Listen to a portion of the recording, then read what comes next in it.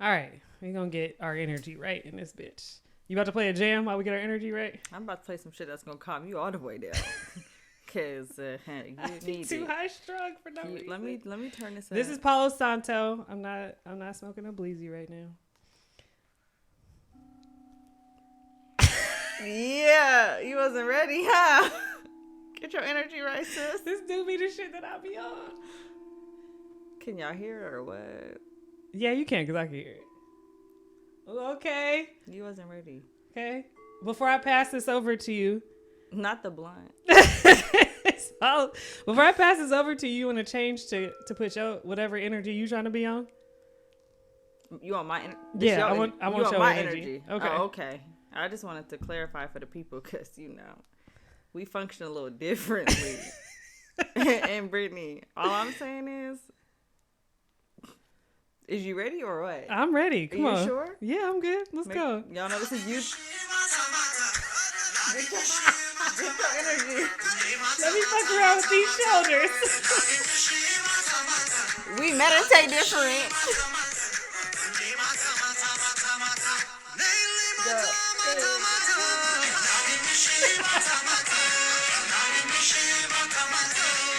Go.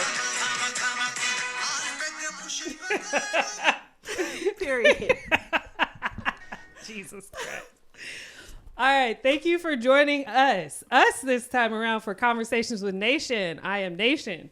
And this is a podcast that I created to just have honest conversations about things that we all go through, but don't often talk about. And this is season 1, episode 10, the finale. It's raps. His raps. And this is the first time that we decided to video record. Actually, the second, because the first one didn't go well. And this one was questionable. Can we talk about how Wally's been calm the whole time? And as soon as we really start recording, mad lit for no reason. Chill, Wally. It's a part. It's a community vibe. So on this episode, we decided to record. Well, I decided to record. I wanted to have a couple of things and conversations in which you guys can get to know me, the creator, a little bit more. And I specifically wanted to bring in Gasita Tafasa. Hey. Hey. I was thinking maybe I should have had like an alias, but it's too late now because we on. Bitch, your whole name I know. and handle is popping up on the screen. No, I know that. But I was thinking that earlier, but you was high strung, so I didn't want to bring it up. But I was like, dang. How you gonna have your face on the show with an alias?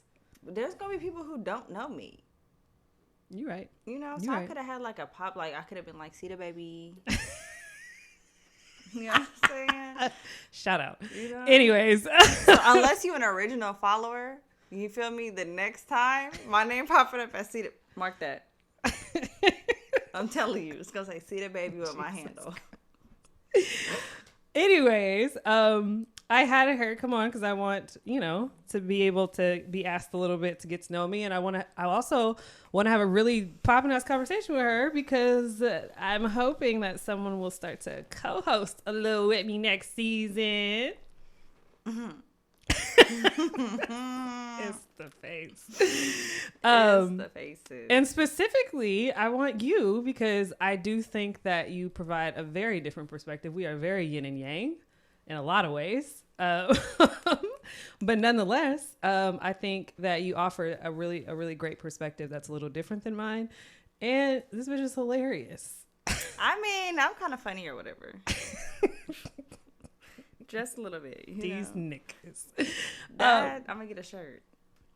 That says what? These niggas. Is it going to say manifest these niggas or just no. These niggas? These niggas. Because some of y'all niggas already be too thirsty. I don't got to manifest y'all. Ooh. I'm just saying. Damn, we came out hot. Okay. We ain't even all I'm saying is why is the dog here? Jesus Christ. No, I live for a podcast where people talk about random stuff. Okay. Make sure you stay close to your mic, honey. Okay, I'm here. Yeah, never left. All right. So let's get started. What you got for me? All right. Listen up. Huh. Twerk. Or don't do that because we in the chair. Amen. Okay. So Brittany. Shout out to the titties in the background. Yes. Shout out to the woman's body in the background. This was done by a Bay Area Black woman artist by the name of Darian. She's fire. Check her out. Yeah. So she's dope. She's dope. Anyways, so if y'all have been listening to this podcast, which y'all should have been, and if you haven't, check yourself and go listen to all the other 9 episodes. You be in everybody's business, for real. You know, like, you didn't been in some people's business about education, about sex, male and female. You got people's mamas listening. Okay? Talking about, I want to learn some new tricks. It's just been a lot. You know what I'm saying? Relationships, religion, all the shenanigans. Okay. So what Nation did was she grabbed a couple of her friends to ask some questions. So what we're going to do is we're going to dialogue, have some conversations, but we're going to give the viewers and listeners a chance to get to know you. How does that sound? Sounds like you're getting them a business. In All right. her business, we got to get nosy, you feel me? If y'all wonder what I'm doing, I'm trying to get my question off on my laptop, so mind your business. Oh. Don't, just saying, mind your business. All right, Nation, straight the fuck up. Who are you? Like, for real. You know, I know who you are a little bit. You low-key weird, but blessed. You know what I'm saying? Come on now. And highly favored. Amen. From the Lord, honey. But who are you? Describe yourself in 3 words. Ooh. Hot seat.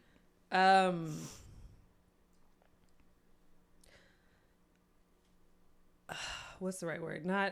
Fuck. What's the opposite of negative? What's that one? Positive. Not positive. Sorry. Oh, okay. Optimistic. That's the right word. Yes. Very optimistic. I feel like the opposite of optimistic is pessimistic. It is. I got there. I landed there at some point. Oh, Lord. But I feel you, though. Optimistic, for sure. I always want to see the best in everything and everyone all the time. Shit be getting me fucked up, but it's okay. Nerdy. Because you see, you don't know, but I have my Dwight shirt on. You don't even know who Dwight is because It's off that one show with the white people that you tried to make me watch one time. Yes, The Office. Yeah, I just wasn't understanding. Can we take a second and talk about? Okay, I just don't understand. It's the craziest shit to me. So Netflix has its algorithms that decide kind of like what your Netflix looks like based on. Talk about this so bad. Based on. Ain't this a get to know you? Based on what you've been watching. I did not know Netflix had the amount of Black shows that it did until I looked at her Netflix account. And I was like, wait, there is not a single white show, documentary, no ma'am, movie ma'am, on her shit. Not at all. And I mean, she watches it could be the trash is shot, acted movie. It doesn't matter. She gonna watch it. I support it. And I was like, Jesus Christ. So yes, I did try to get her to watch The Office. That didn't go well. Anyways, so I don't even remember what my second. And was. Also, shout out to the people where I'm using your Netflix account because we know we don't pay for Netflix over here. You don't pay for Netflix. I pay for Netflix. Again, your shirt says a lot. It's not a lot of people on here that really pay for their own. If they do pay for their own, Brittany, how many people got your password? Exactly. I'm like, I'm the one that people are stealing the fucking Netflix from. And God bless your soul. You be making me feel like I be getting played out here. No, it's okay because it's my family. You know what I'm saying? Shout out to my sister. Hey, see how they. As you like, let's put this. Actually, let me not even say that because let me not act like you tried to put my HBO out here because you came home with all the plugs the other day. You had the that Disney I Plus. plugged off my family. Let me tell y'all, the only thing I pay for is AT&T, and I don't even watch that. We got Disney Plus, okay? We got Stars. We got what else? We got Hulu, Netflix. You got all the shit. All off the fam. Shout out to y'all. I was like, how did you get all of this? She's like, hey. I'm like, all right, whatever, bro. Yes, I guess my last one would be stubborn. Okay, so run those back again. Optimistic. Mm-hmm. A nerd. Mm-hmm. Stubborn. Would be 3 of my characteristics. But I'm a popping ass black woman on top of all that. Girl, bye. Wrapped around. So yes. Yeah. I feel that. As somebody who knows you, I agree. You want to throw out a word for me? Forgiving. Yeah. Whew. You are very even at your own detriment. You are a very forgiving person. You right. You know what I'm saying? And I fuck with that. I try. You do it. You do. You good. You folk. making me a little Don't say emotional. No, what? Oh, okay. You're making me better at that. Damn, like I'm a bad person or something? I did not. Wow. See your energy. No, you're making me better at deciding like Who's worth your forgiveness? yes, and when my forgiveness is worth having, I guess. I'm gonna take that as a compliment. It is a compliment. Not everybody's worth that shit. Not everybody is worth you giving up your energy for. You know? But Say anyways, that. Come on now. Anyways, go ahead. But let's get back to getting these know you a little bit. You know what I'm saying? That we can get into some more conversation moving forward. So now we know who you are today. Those are your 3 things. Okay. Right. So what made you even start a podcast? Like, you are a very introverted, extroverted, like once a month, you know what I'm saying, type of person. You are your life has a lot of discretion with it. So tell us about why you started Conversations with Nation.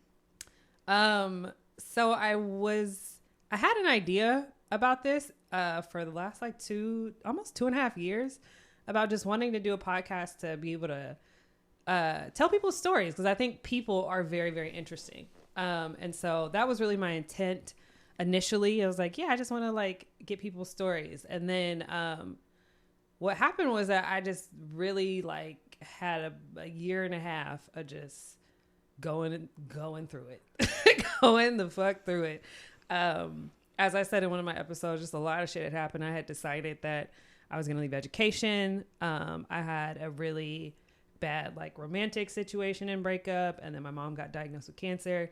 So I just kind of went through a lot, and I think as I got to the other side of all that, it kind of began to strip away all of the things that I think were kind of like fearful of trying to actually get out there and do something and create. Yeah. So I was like, you know what? Fuck it. Like, life is short. Let's just go do the shit we want to create.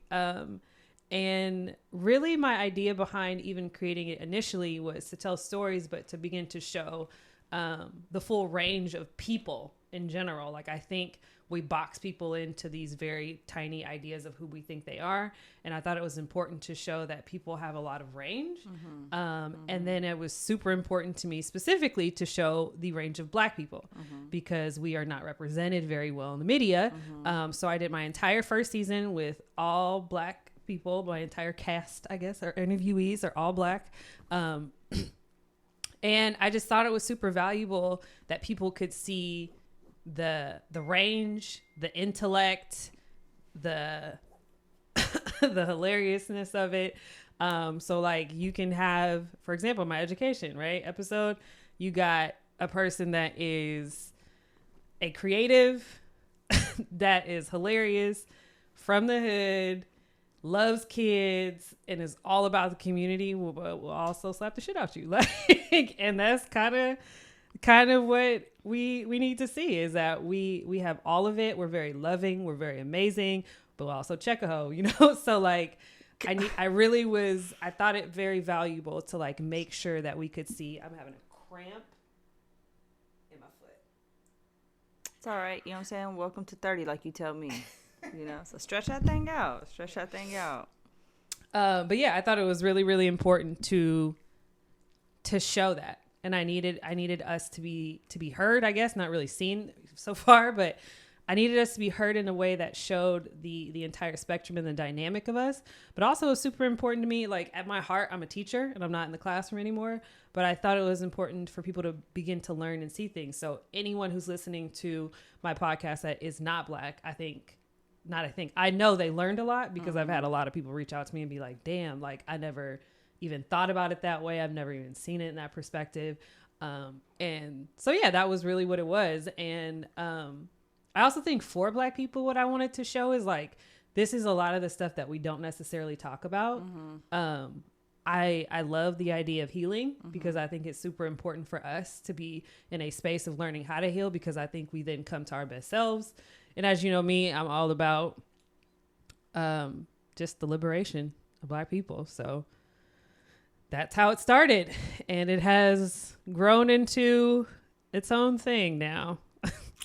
I'm just so proud of her. And now we're here in front of a fucking camera. The thing that everyone said to me, that's what you're going to have to do. You're going to have to record. And me being like, I'm not about to record shit. Like, I'm just going to do audio.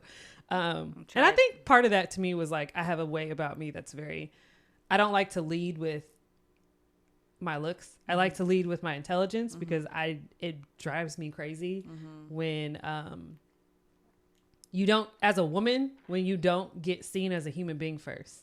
That shit drives me absolutely up a fucking wall. And so I was like, let me lead with just audio. Yeah. So you can see that my content is good, that I'm intelligent. And then, you know, however you feel when you see me, it's whatever. But I think a lot of people will kind of discredit you as a woman if you you're only that because you look that way, or you're light skinned, or you're this or whatever. And it's like, I don't even want to hear that. I want you to hear my work first and fuck with my work. Yeah. And then you can feel however you want to feel after that. Yeah. That's what's up. Do you experience that you feel like as a woman, you gotta double down on your other attributes so that people aren't just treating you like an ignorant female? Yeah, absolutely. I also think that not only me being a woman, but I also think that me being Ethiopian plays a large part in it. I think that I get exotified more than I get acknowledged for the work that I put in. Absolutely. I can count the number of interviews that I've been at, let it be for, you know, joining educational programs or jobs, and one of the first things they'll say is like, oh, you're Ethiopian, you know? And I'm like, yes, but I'm also a scholar, right? Yes, but I'm also working on a dissertation. Yes, but, you know, and yet the conversation always turns back to, like, I did an interview and they had the audacity to ask, like, how do I feel like being a young woman, you know, has given me privilege in my workspace? And I'm like, so is it my age? Is it, you know, the way that I look? Or is it the fact that I'm, you know, I present as a feminine woman that got me this far along? So, yeah, I feel that way too. But I think that's one of, I won't say like the number one, but I definitely think that's one of the reasons why I work as hard as I do. Yeah. I'm not going to sit here and be like, oh, I'm the prettiest thing out the bunch, but it's definitely. You would be a bitch though. Oh, thanks. But I have definitely heard a lot of people tell me, especially, unfortunately, other women, specifically, you know, Black women, be like, oh, you got that far because you're pretty, you know? And it's like, I hate to hear it, you know? But also it's like, if I'm getting to everywhere I get because of the way that I look, then why am I working so hard in so many different realms of the world? Thank you. Because I'm not gonna sit here and pretend that like it's not a benefit. Yeah, it does. It benefits. It does. I think looks do, just because of how our society works. Looks do play a part into things, but I also just go like, I work my ass off. And ain't shit given to me. And, you know, I really, when I think about even this podcast, like, I did that shit myself. Like, out the mud. Like, out the mud. I figured out how to sound edit. So sorry to all y'all who felt like my sound was trash for a lot of episodes. Shade. We looking at our technology in the back right now. My graphics, how to release, like, even doing this shit right now and us recording a second time is me trying to like figure out lighting and like all this. So to me, it's just like, I'm someone who's always going to go out of my way to make sure I kind of do it all. So people not going to take shit from me when they see your shit and be like, oh, it's because, and I'm like, is it? But I also have a very strong opinion about niggas that got opinions about shit they don't do. That shit drive. I feel like niggas that got the most time to give the most opinions are the other niggas that got the most time because they doing nothing. Say it again. Hello. But I also want to also acknowledge the fact that with the same benefit of being a woman, right, that you get doors open for you, and the same benefits of being, you know, black women, it also comes with this disadvantage because black women are the most undervalued women or undervalued people, in the world. So it's this like double-edged sword where it's in some spaces, unfortunately, being exotified does give you privileges, but then other spaces, I mean, let it be, you know, work world or let it be the medical field, you know, we are the lowest of the totem pole. Absolutely. So, you know, and especially somebody like myself who's been through a lot of health tribulations, like I have witnessed and heard, you know, like medical providers tell you straight up, like, oh, it's in your head, right? Like you're experiencing this because of X, Y, and then you get in front of a black doctor and they're like, no, baby, you have autoimmune disorder that's causing your body to flare up, right? Or whatever it may be. I'm just adjusting. It's okay. We were just talking about it, you know? But yeah, so I feel you on that. But to piggyback off that, if you could tweak or magically remove one thing off the shoulders of a black woman, what would it be? It would be whatever barrier stops them from like understanding their own power. Mm-hmm. So my thing is like, I understand how where society puts us. I understand all of the shit against us. But I just go like, it's such an effort that is put forth to make sure we don't know how fucking popping we are. Absolutely. And it's because you have to make sure, if you think of all levels of society and even just black people in general, it's like white people very like, we better not ever fuck around and let these niggas know how great they are. Like, because if they ever recognize that shit, what we gonna do? Like, we ain't got, there's no way we gonna ever compare. Mm-hmm. So I think that black women in particular, I look at us and be like, yeah, we're the bottom of the pole in the social hierarchy, but that is because we are actually the top. Absolutely. And I think there's so much stuff that like, that really like stops us from realizing how great we are. Mm-hmm. And it's the work, it's the dealing with, you know, the patriarchy and all that other stuff. And it's also like, I love y'all to death and I will never be on some like niggas ain't shit. But I think black men need to know that the disrespect from them hurts more than anything else. 100%. And so when we're seeing that on top of everything, it's just, I think people get lost in understanding their power. And I think that people get lost in trying to be accepted and loved and all this other shit, and they don't fuck with themselves.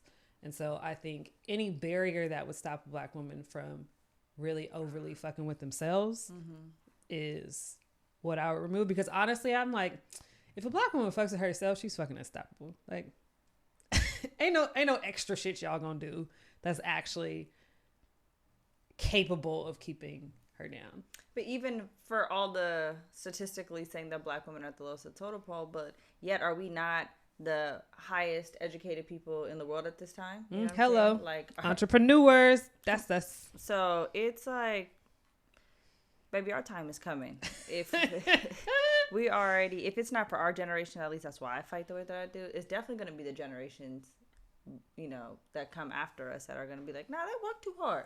You know what I'm saying? Like they thought that's the same reason why we do what we do. Yeah. You know, it's like, it's that quote that says, if black women get free, everybody get free. Amen. Or I stand on the shoulders of. I'm sitting there being like, all y'all niggas gotta do is just get out the way. You know what I'm saying? I actually had this conversation. Bitch, get out the way. I had this conversation yesterday with, or 2 days ago. I don't know, one of those things with, there's a lady that used to work in my school, that I really fuck with. Shout out to Miss Kathy. Older black lady. And I was just telling her, you know, I was like, in my opinion, and I know I'll have a lot of people, especially men, that probably disagree with this, is that women are extremely fucking powerful. Like, we literally are the portal in which life is birthed. Mm-hmm. And I think, to me, one of the biggest things that's a turn off to me with men is men that attempt to... We're the most powerful. Like, we are. We really are. Mm-hmm. And I think a man recognizing a woman's power is what a man should do. Mm-hmm. And I think they need to recognize that they are only enhanced by letting us be at our full power.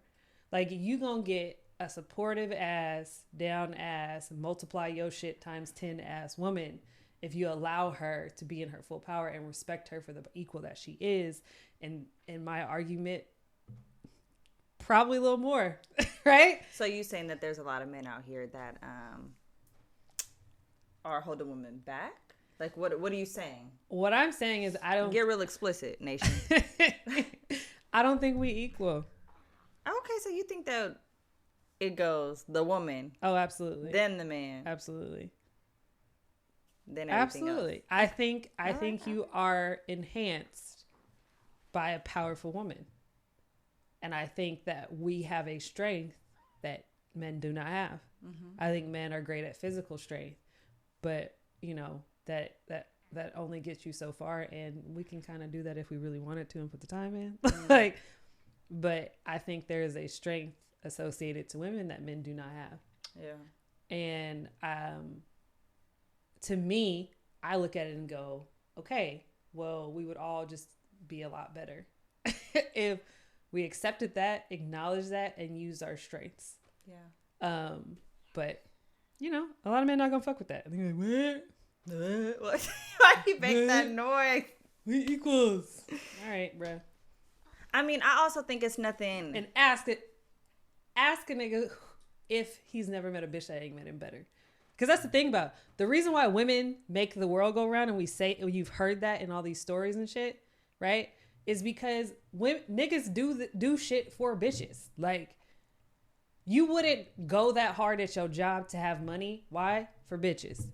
You wouldn't go that hard to conquer things and have power. What do you want with all that power? Bitches. Like, think about, and this is a very heteronormative perspective. I will acknowledge that. But think about how long men would want to exist without women at all on the earth.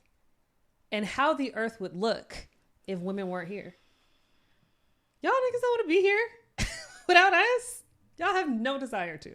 It's funny that you're saying this because my first day of my master's program, my professor asked us it was like this team building activity bullshit that they do in education. And he was like, all right, y'all all in a boat, right? And then he was like, start knocking off your weakest links off of your boat, you know, before you sink. And you have, I think it was like 7 minutes or something very quick. It was like 30 of us. And it was 5 men and it was 5 men and, it was 5 women and 1 man. And then the professor asked, well, why did you choose that? And everybody was like, because we can multiply. We could build the next architect. We could build the next person that's going to, fix the boat. We could do these things. And I was like, until you just said that, I was like, I understood our power, but as somebody who hasn't really thought about having children, thought about bearing and continuing legacy and all these other things, I was just like, yeah, I mean, that's deep. Honestly, I was like, yeah, that's deep. But until you brought that up, I was like, okay, that's a different perspective. Yeah, I mean, I don't think the world will move the same, and I think honestly, I think niggas would be like, I'm ready to die. I'm just like, that's dramatic. Damn, they don't die. No, they not. But I do think women are a huge motivating factor. Yes.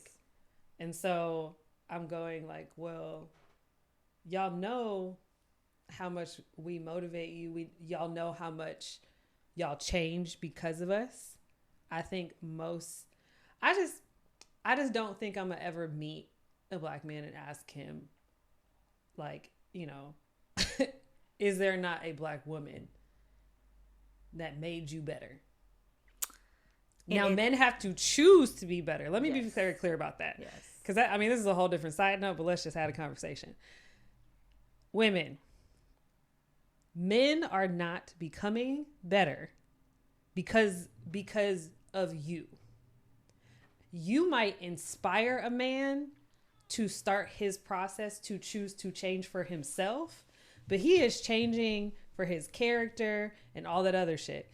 That's got to be him wanting to change. That he's not. That's why bitches be hella mad. Be like, I made that nigga better for another bitch. It's like, well, he evolved, right? And evolution is real in relationships, and people need to understand that. Let it be a platonic relationship, romantic relationship, or whatever it may be. But like, y'all need to get it together. So my thing is, a person's choice to change is just that. It is their choice. Mm-hmm. So if you are with somebody and you waiting out the fact that you think they gonna get better or be a different person, and I say this without shade to the other people, because I'm a very, like, you know me, I'm a Captain Save a Hoe ass bitch. Like, oh, she not lying.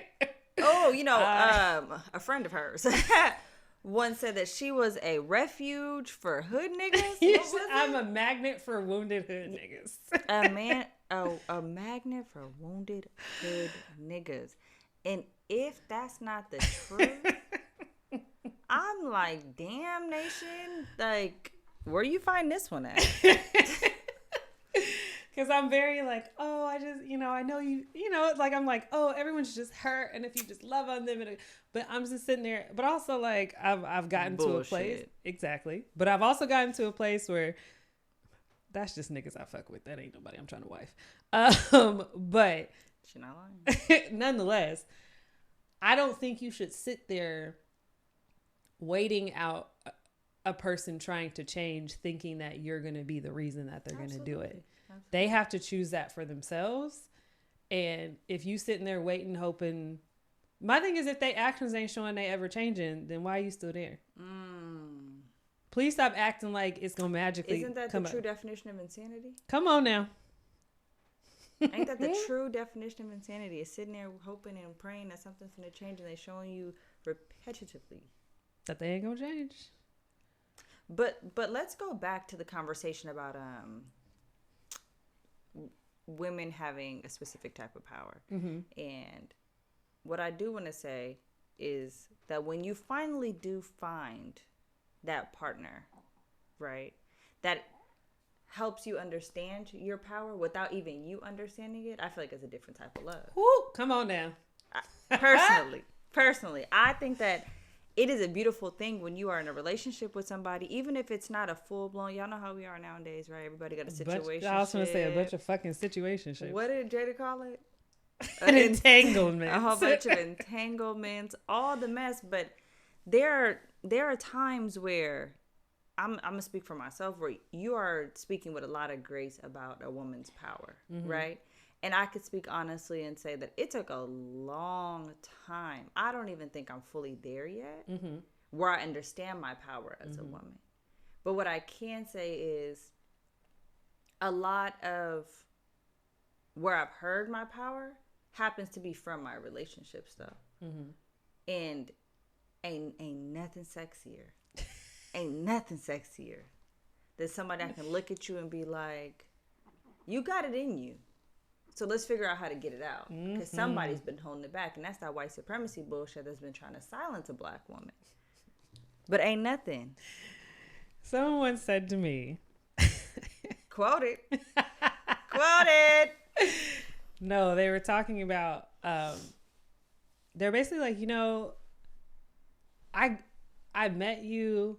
I began to recognize your power, and I got angry at all the people in your life that allowed you to get this far without knowing it. Because how the fuck do I know you for only a year and a half, and like, you need to tap into this shit, and these other motherfuckers didn't know you for 10, 15 years, and they never said shit to you. It's because motherfuckers are scared. And that's to anybody that's listening, watching, whatever the situation may be, right?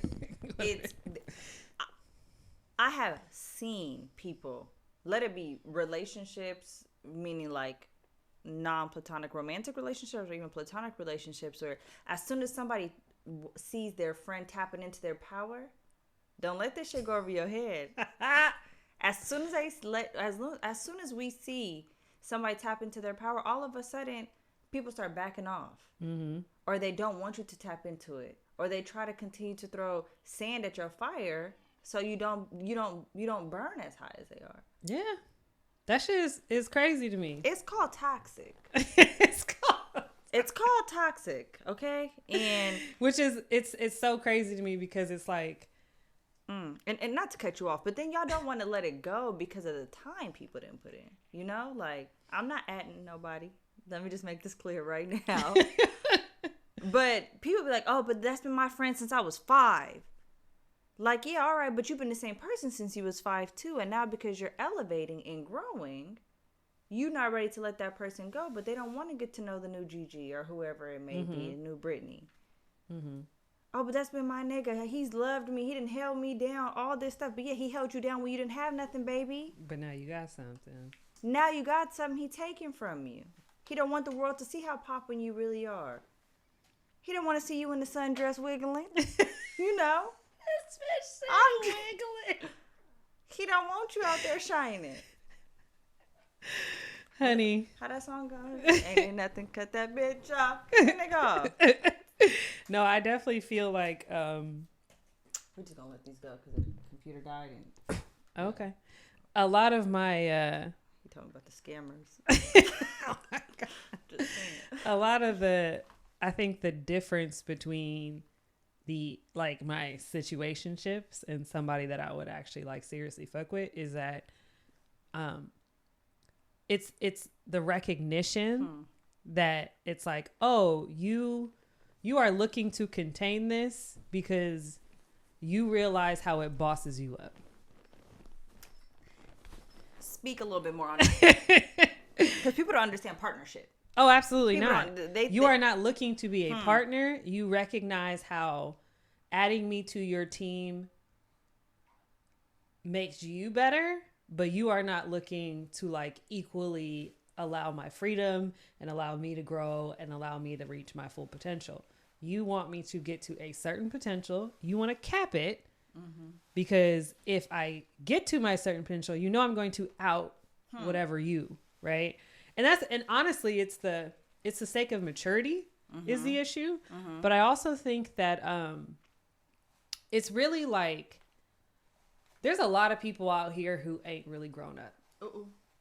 And there's a lot of hurt kids being adults. And I think that as someone who I feel like I very much exude woman, not girl, which means a bitch has done her work. And that work was not fucking easy. Work was very hard to accomplish and get through and sit through and uncomfortable and painful and all the other shit. But let me say that a bitch has done the work. So when you see boys that have age on them, right? You go, okay, well, the problem is that you don't recognize that all of your actions exude boy, hurt child. I can literally see you as your hurt child in your actions and how you act. So I'm like, why would you think that if I exude woman and you're exuding boy, that this is ever gonna fucking work? Okay, all right. I want to challenge that though. And I'm not saying you're wrong at any point because I mean, full transparency, I literally just had that conversation today with my therapist. Black people do go to therapy, y'all. Yes, we do. And the to get to the point, but I recently got out of a situationship, right? And she asked, well, why'd you get out of it? Right? And she's a cool old black lady. If y'all ain't got a black therapist, you a black person, y'all got a kiss. I don't know, do you though? And I was like, because that person didn't do their work. And I'm on the phone with you. I'm trying to heal. The universe gave me you as a friend and a roommate, right? So I got to figure my stuff out. And they ain't doing their work. And I'm not about to pay you the money that I'm paying you on the phone to do my work and theirs. Come on now. Nor do I have the energy or the capacity to do so. But then that brings me back to the challenge part is that I could personally say that I've done the work that I'm doing because I've been educated on it.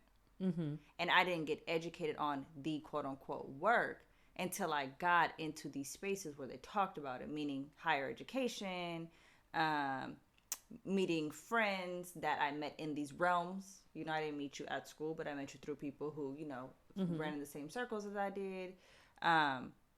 But before that, I was not aware that I had work that needed to be done. So that's where, and then this is where my Captain Save, what was it again? Captain Save a Hoe. Captain Save a Hoe comes in. And I need to work on that, but I feel like a lot of women who've gotten to this point, it's like, yeah, okay, I'm doing my work, you're doing your work. We know what work, quote unquote, is, right? Some of these niggas don't know what the work is. And then this is where women or men, whatever, true, because I know a lot of bitches who ain't doing their work either.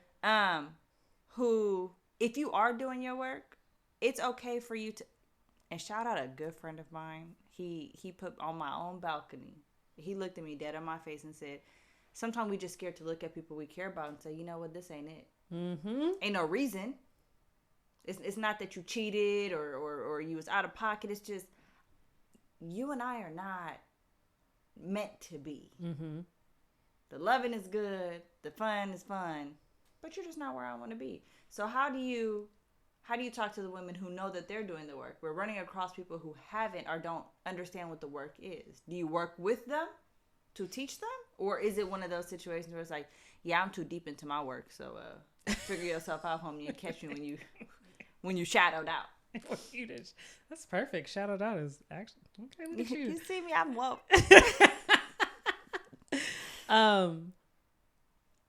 To me, it's about the willingness, I think, and like I said, it's a difference between somebody that I'm willing to have a situationship versus people that I'm actually about to consider anything longer than that. Like commit for real. Yeah.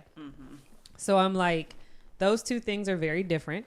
And my thing is like, I do believe that there are people in your life that are going to kind of challenge you. I think all relationships across the board are mirrors. And there's a lot of stuff that if you're willing to have a certain level of self-awareness, they're showing you yourself and the things you can work on and all those things. So my thing is, you got to be willing. True. And it's the lack of willingness. There are a lot of people who are very set and stubborn in their ways and they're not looking to change. And so my thing is like, I'm not about to, because to me, it's also like, look, we live in the age of technology. Google it. I ain't trying to say, I mean, but look, I just feel like you can figure it out. If you really wanted to, you could figure it out. So my thing is, if I present to you, and I'm not hella harsh with it. If like, I give people the chance, right? So it's not like, oh, hey, right? Way too many fucking chances. It's not just that, but as somebody who wasn't really with it and then got to know you, and it's like, you push lightly with the people you care about. You like, I went from talking about what in the hell did I get myself into to the wake me up at 7:30 so I can meditate with you and do Palo Santo. You know, like what? I'm saying, I give people the opportunity to be like, do you want to? It's not about do you want to be better as if I'm doing anything, because to me it's ain't shit I can do. Yeah. All that shit's in you. It's like, hey, do you want the opportunity to start to think about these things that like, if I'm noticing it, other people are noticing that shit too. You just haven't noticed it because you haven't become self-aware to that aspect of you. The same way I experience that all the time. There's hella shit, especially living with you. There's hella shit I didn't know about myself until I met you and was like, oh, I'm hella irritated. I'm just like, I am hella irritating. I love you.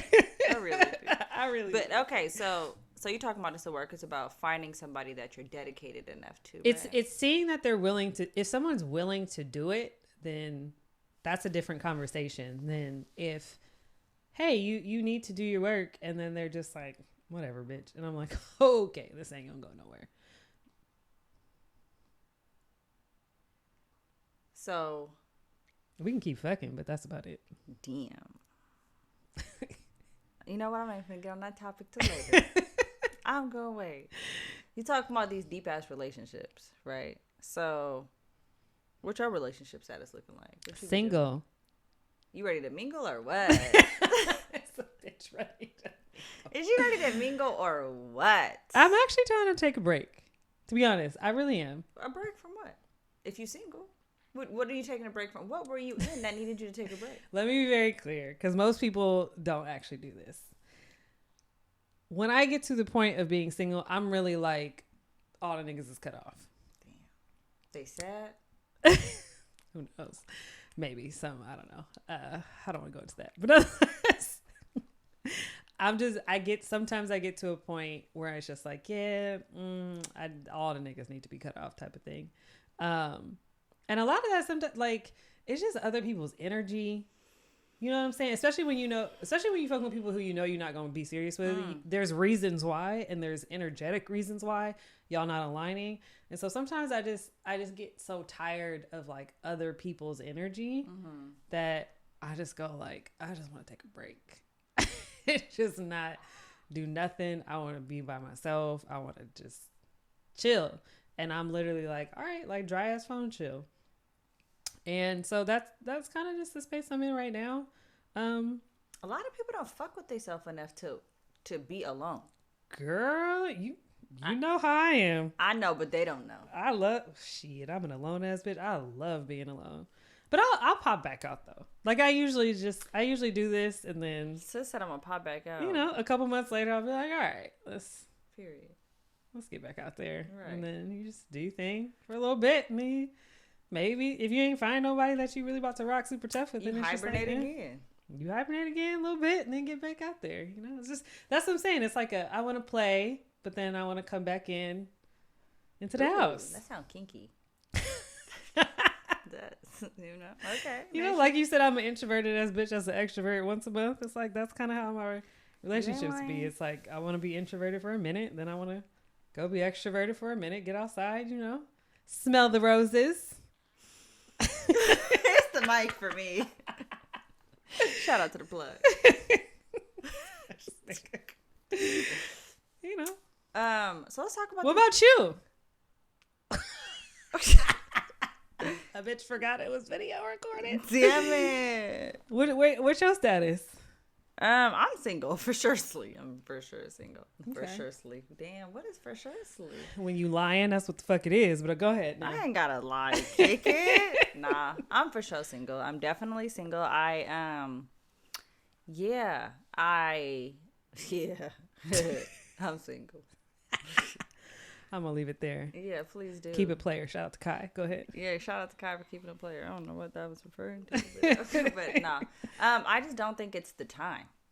You feel me? Like, period. Just, I don't think that it's the time for myself. It took me a long time to understand that you actually have to know yourself before you try to go and mesh yourself into somebody else's life. And as somebody who was really committed in a relationship at a very young age. True. Yeah. Was 17 to 24. I was in a committed relationship, you know, all the shits. Engaged, the whole shebang. And there was nothing wrong with it. Great person, great guy, amazing human being. It's just that you don't know yourself until you hit rock bottom on your own. And after, very similar to what you said, after hitting that space, it's kind of like, yeah, I really gotta fuck with you to give you my energy again. I have to, because what could you bring into my life that I can't do myself? Thank you. And I'm not talking about no financial bullshit, people egos getting in the way. I'm not into the buying the bags and the shoes, baby. I could do that myself. You'll accept one though, but go ahead. I mean, birthday dropping soon, but I'm saying if a nigga gonna throw a bag, a nigga gonna throw a bag. But it's also like, can you deal with me when I'm at my lowest? Yeah. You know, can you deal with me when that superhero facade got to be put down just for a minute? You know, and I need to be a vulnerable Black woman. Can you deal with me when I'm crying my heart out because my little brother's leaving to go to college? Shout out T-Stacks. You know what I'm saying? Like, you got me or not? And if you can't do those things for me, then I'm gonna keep it PG. But You feel me? I don't need you, bro. I don't. But yeah, so until further notice, your girl's single.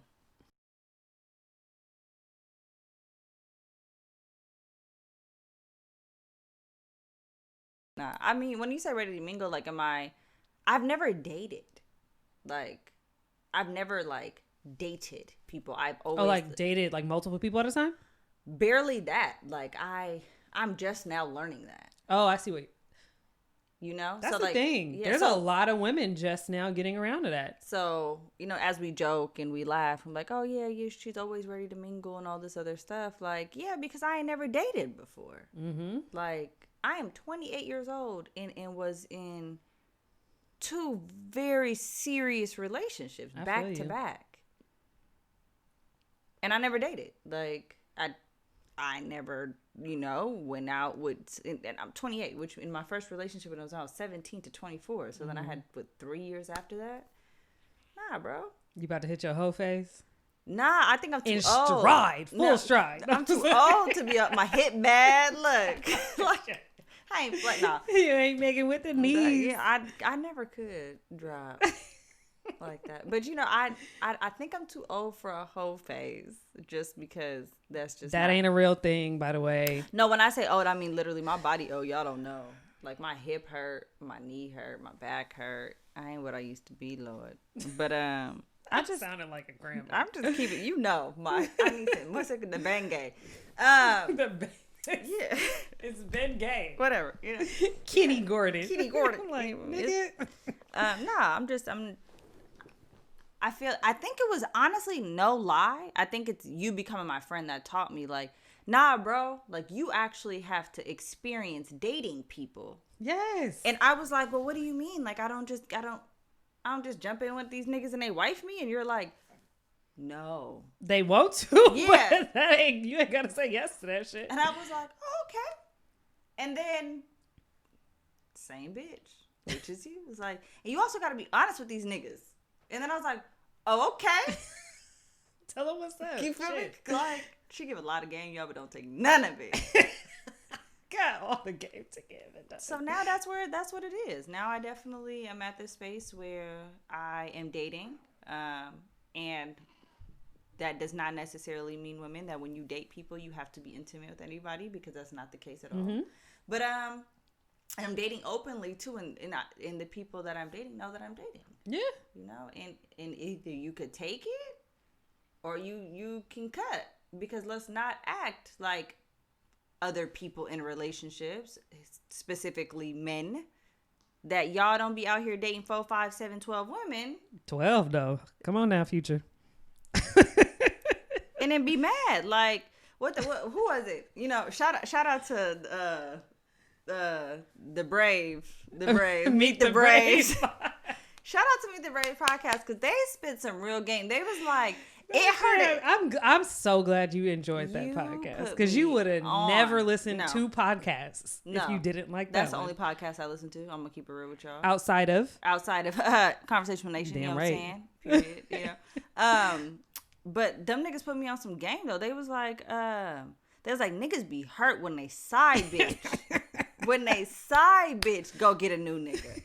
So you telling me the female that held you down, that loved you, they literally were like, you can have the perfect woman and she could do everything for you, but the moment your side bitch go get a new nigga, you sick.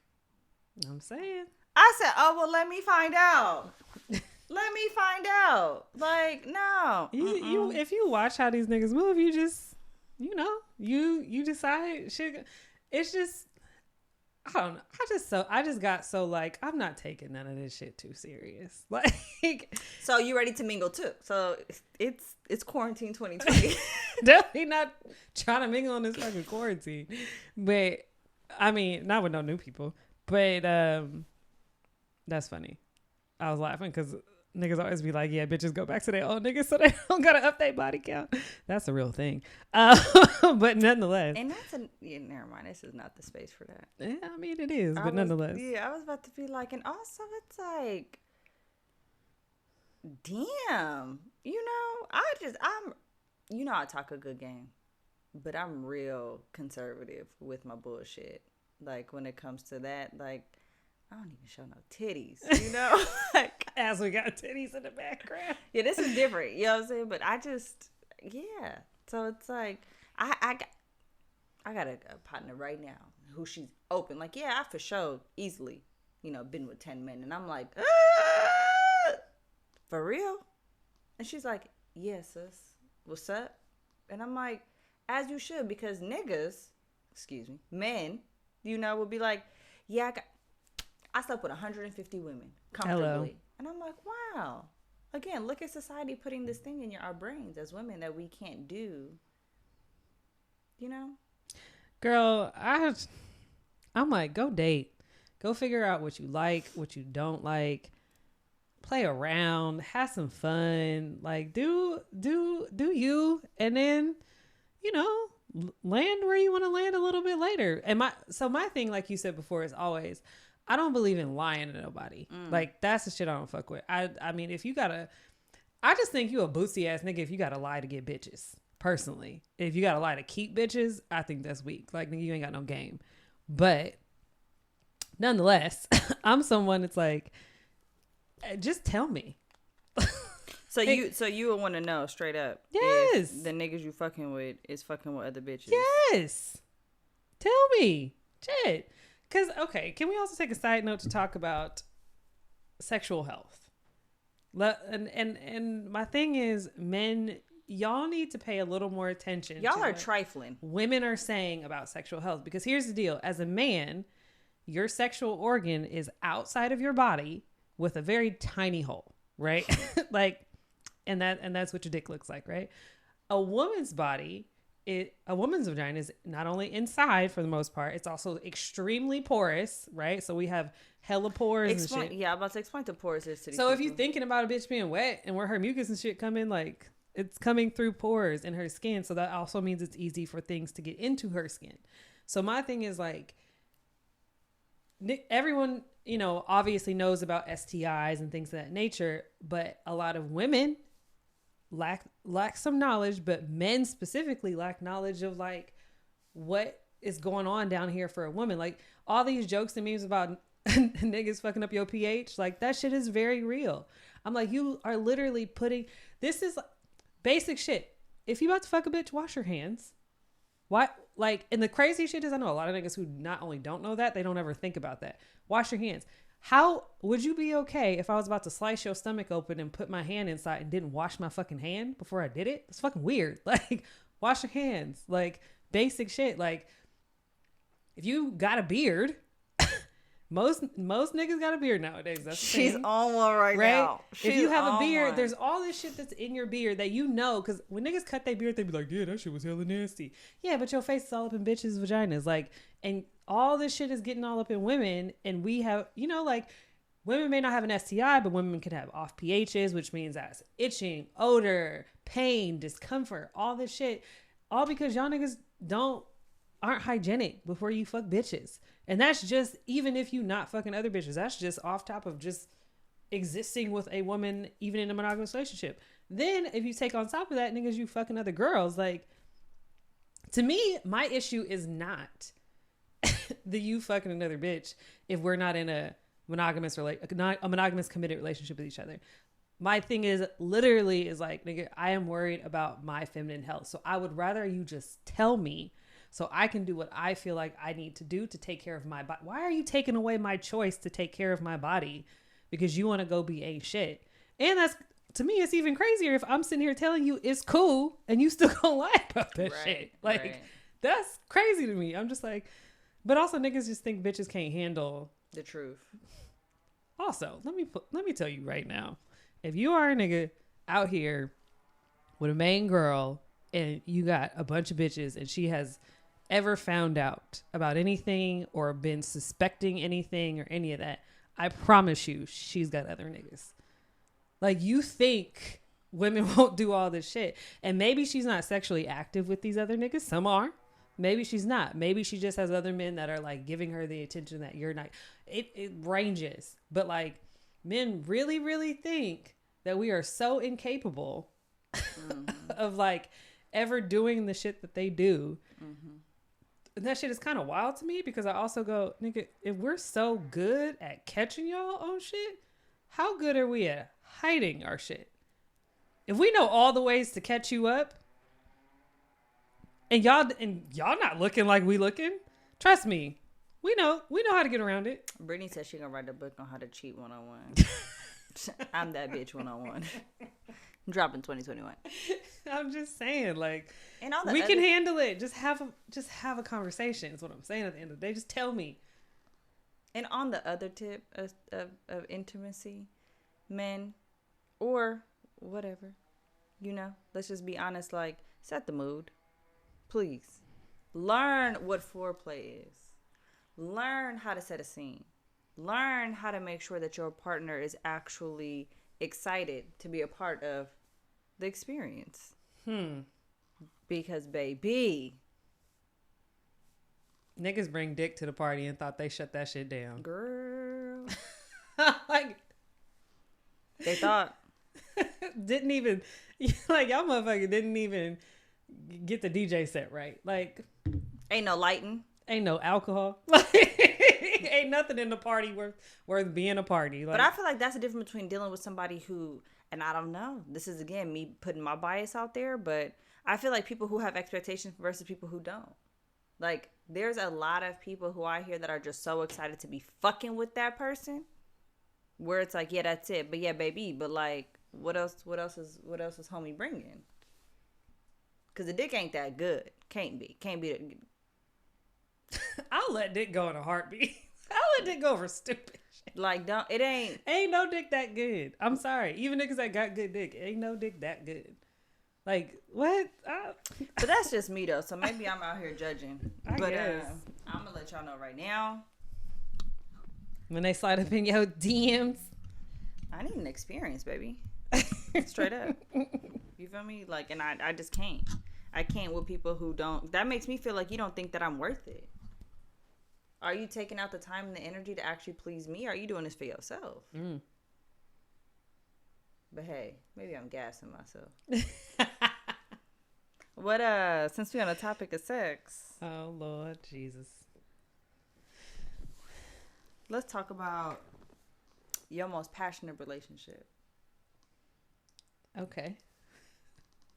A little anxious. I mean, don't be anxious, But so what made it passionate? Like what? And I'm only asking this because, as she talked about earlier, this is our second take of the show because we're learning. But you were talking about some good stuff. So like what? Oh, what was my most intimate experience? Yes, your most intimate experience. All right, here it is. Live and direct. Yet again, I'm like, I hope my parents aren't watching. Mama, not episode 10. Actually, listen, please stop. No, it was an experience in which I had taken shrooms with someone. And as I said before, it wasn't sexual. Mm-hmm. It was not. We actually weren't fucking. We weren't even in a relationship at that point. Somebody I had like dated before, and we were still hella cool, and we're just like really, really good friends. And so we had taken shrooms, and I like to be outside, take shrooms. So we went and did that, and it was extremely, extremely intimate. In the way, and I need people to separate like intimate and sexual. Yes. Because it wasn't that. And I think when you do a psychedelic drug, for example, the energy of the person you're around has to be right. Because energy will fuck that whole shit up. Like you'll have a whole bad trip depending on where you are, what your setting is, who you with.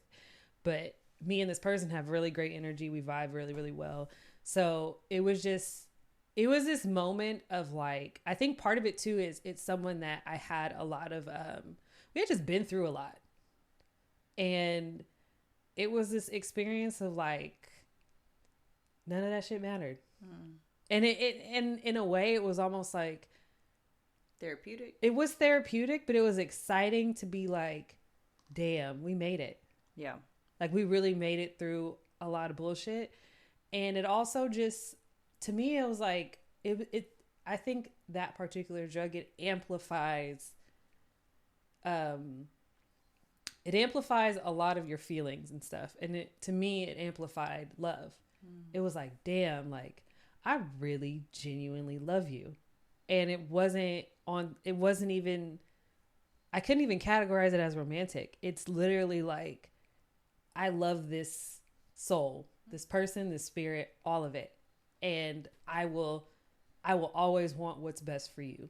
Even when what is best for you is not what's best for me, or something that I like, or something that serves me in any way, I will always want what's best for you. Like, I don't love you because you give me something. I love you and I just want you to shine.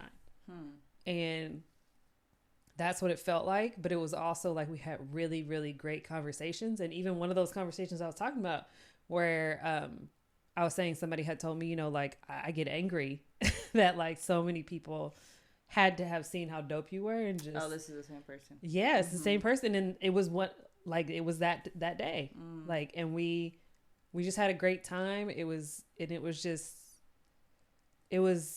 great. Like, and you know, I suggest if you're ever going to do drugs, microdose first. I'm not promoting anybody to do drugs, but if you are, take a little bit first before you take a lot of it. But yeah, it was an extremely beautiful experience. It was extremely intimate.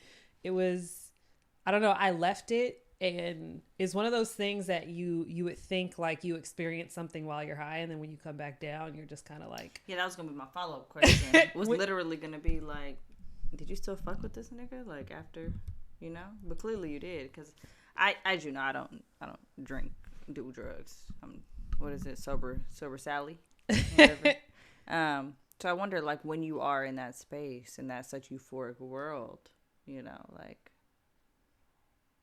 when you are in that intimate space, I wonder, how did that intimacy transfer into your reality with this person?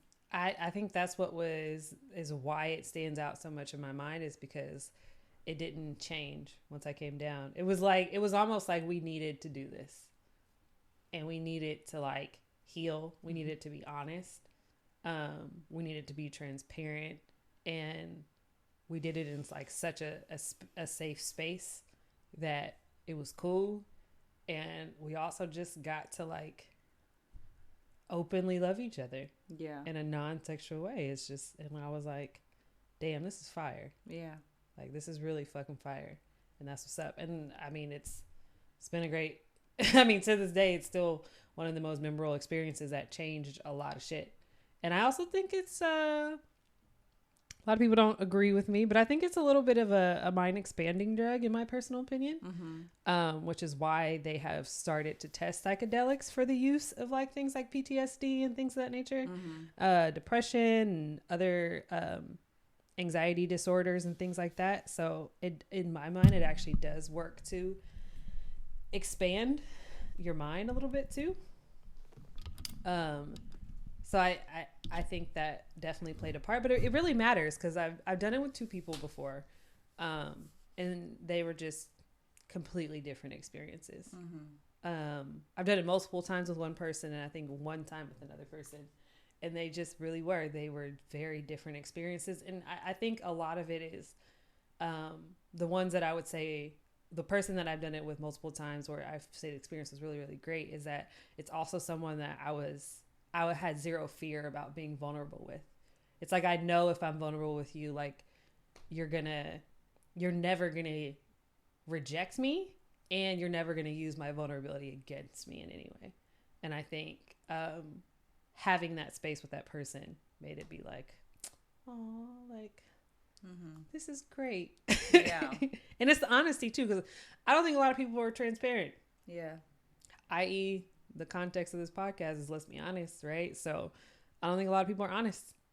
I don't think people are very like, they're not fully honest. Yeah. Even if you are someone who's typically honest, most people are not fully honest. And to get to a space with someone where you're like completely honest about everything, to the point where most people will look at you and be like, what? Like, y'all talk about this? And I'm like, yeah, we do. Yeah, it was great. What's your most intimate experience? I don't think I've hit my most intimate experience yet, honestly. Like I said, I really am not well versed in relationship. That's why, I mean, no shade to people I've been in relationships with thus far, but it's like that's why I haven't been able to take it serious. Like, and that's why I, make little mockeries here and there of certain things. But I think damn, that's crazy. I think that the most intimate experience I've had is somebody that was like my friend first. Because I don't open up much. Damn, but you ain't gotta make faces, sis. That's rude. And being able to have like conversations with somebody where I know that very similar to what you're saying, just sober. Where it's just like, yeah, I got to be able to be open and honest with you. I was just having a conversation actually the other day, and you laughed at me as I was having the conversation, but I was like, yeah, and I was talking to one of my friends, and I was saying, yeah, the next person I'm in a relationship with, I got to be able to be real vulnerable and honest, right? And they rebutted and was like, yeah, well, if for any reason you do get into a relationship, let it be with me, let it be with anyone, do you think that you'll be able to do so? And I was like, I don't know if I'm ready to be vulnerable yet. So that's why I don't know my most intimate moment. And I idolize that, and I can't wait, in all honesty, to have that moment with somebody, That's just crazy. Yeah. There's definitely like, I've definitely been in relationships with people where I know I'm safe, and I know I would honestly put, my neck out there because I know they won't allow my neck to get chopped. Yeah. But that doesn't necessarily mean that we were, I'm emotionally, that's different. very. That means honestly, you my nigga and I trust you. Yeah. You feel me? Like niggas trust they niggas like that. Like friends trust they friends like that. But it's not something or someone specifically I can think about in this moment where I'm like, yeah, I've had this euphoric feeling with you, and it's been consistent. What is it, wrong, right, or indifferent? It's more like, okay, after the consistency or after the cute moments, like I see your true colors. Yeah, now I'm good because you start moving funny. But I mean, I definitely have to argue that like the person I'm talking about is also extremely emotionally intelligent. Yes, I mean, I didn't know how specific we was going to get, but I have not been in a relationship yet where while I was in a relationship with the person, they were as emotionally as intelligent as they became after we broke up. Absolutely. So that's why I think that this conversation is a little different between you and I, because that person, I'm sure, was just as emotionally intelligent then than they are now, maybe a little bit more enlightened, but they are by far one of the most unicorn people that I know, so it's like, but still a nigga. Still, give a shout out to my bruv. But yeah, I have not, but I'm not trying to say them niggas don't exist and they're not around, so it's sad. Like, am I lying? I'm saying, but definitely, yeah, I can't wait till that. I was just telling somebody the other day. I was like, "Oh, bitch, you having a lot of conversations." But go ahead. I know, I had a conversation with Gigi about episode 3. I was gonna be like, you can be like, just I was like, who you be talking to? I ain't talked to you like 2 days. Wait, hold on. Shout out to the popcorn. That's my bad. It's that high shit. I literally remember when that fell and I didn't pick it back up. No, I have a lot of conversations with the same people. Yeah, that's what it is. No, I feel you. I definitely like. You feel me? When my phone rings, depending on the time of the day it is, I know who's calling my phone. So I talk to the same people a lot, but it's definitely the same people. So and they. Shout out to my best friend. She made a really good point one day that you are more than welcome to have more than one soulmate. And I think that has a lot to do with the intimacy level as well. I definitely think that I don't think that it's one person that can stimulate every single part of you all the time. And the more you become personally aware, sexually aware, spiritually aware of yourself, you don't see soulmates as intimidation factors, and that's what I'm excited to explore and see where that leads me. But if God want to drop off a man in my lap too, I'm not against it. Just say it. I'll take one too. I'm not mad at it. You know what I'm saying? Hey, daddy. Just like I play too much. She not playing, but all right. But, I was about to be out of pocket like Wally need a stepdad, but that's not funny. His daddy present. Hella funny.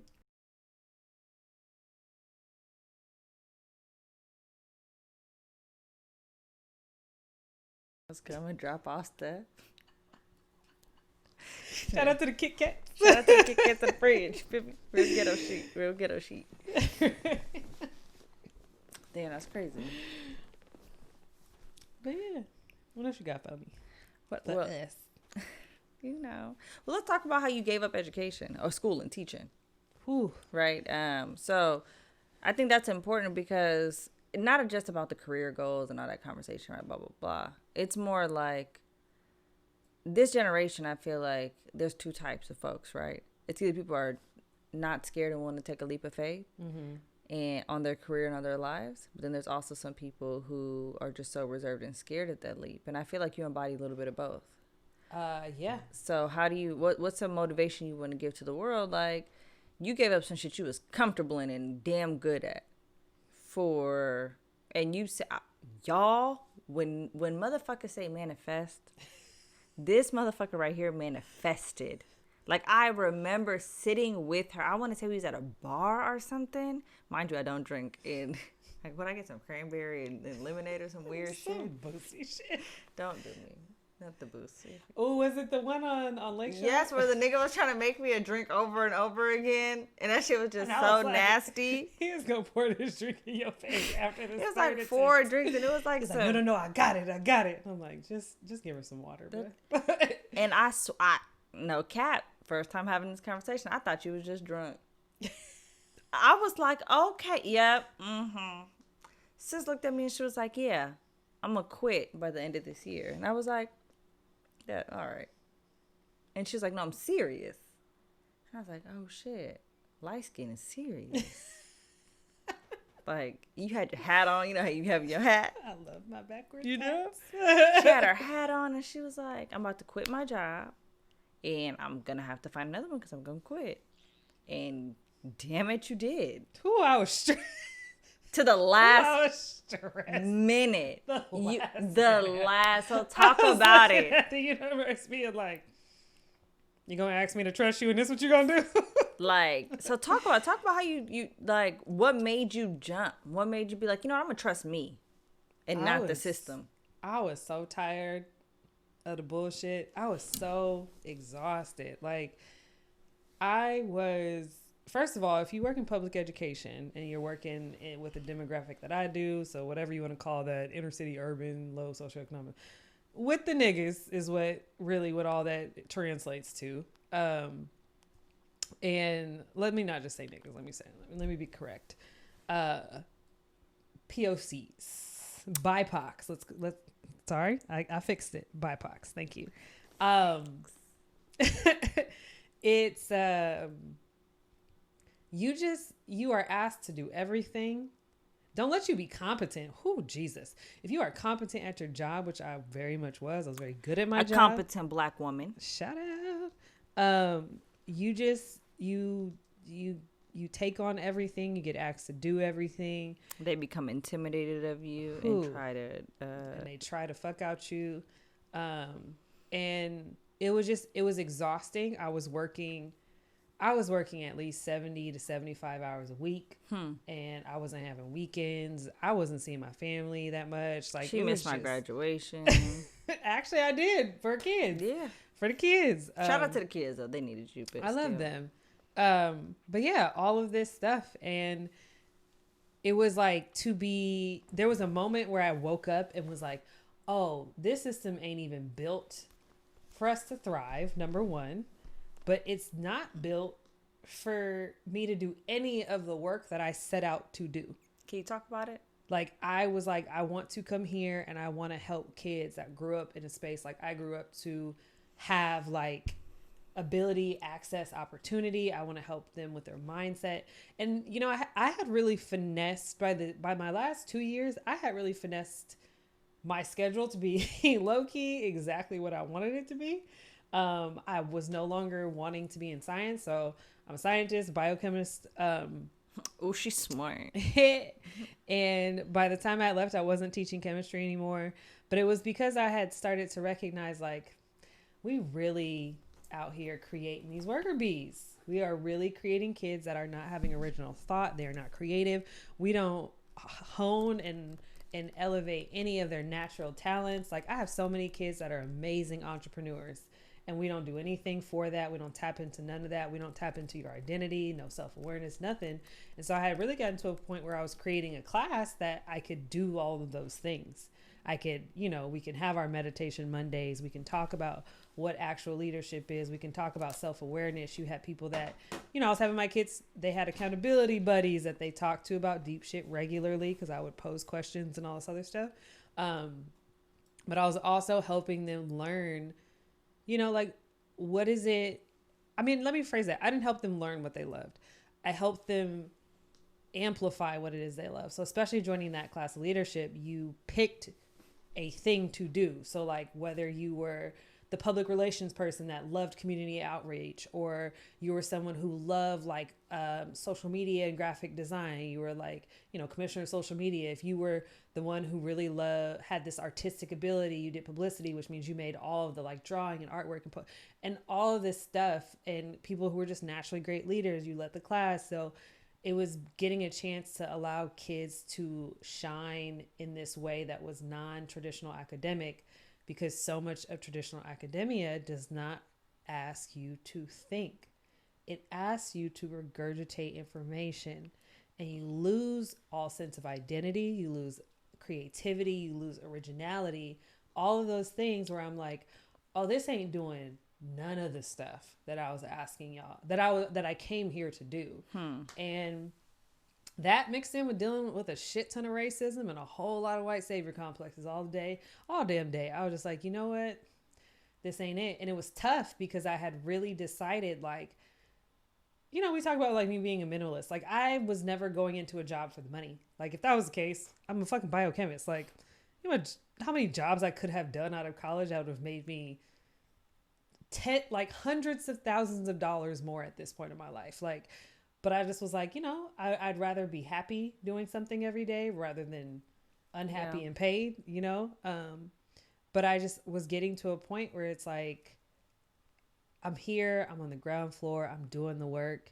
And now I'm realizing that the work I'm doing takes us 2 steps forward, and our system, our educational system, our admin always takes us 8 steps back. Which saddens me. It really does. So it's just, I'm never going to land where I'm never going to move this forward. And I think it's important for me to point out for people, I definitely made a difference in the lives of kids, certain kids, whatever. I had an impact. Like, you know, I still talk to my kids all the fucking time. Like, but I was never my vision was not so small-sided to individual kids. I was happy to do that, and I loved doing that. But my thing was, I need to change something structurally so that this as a whole works better for everybody.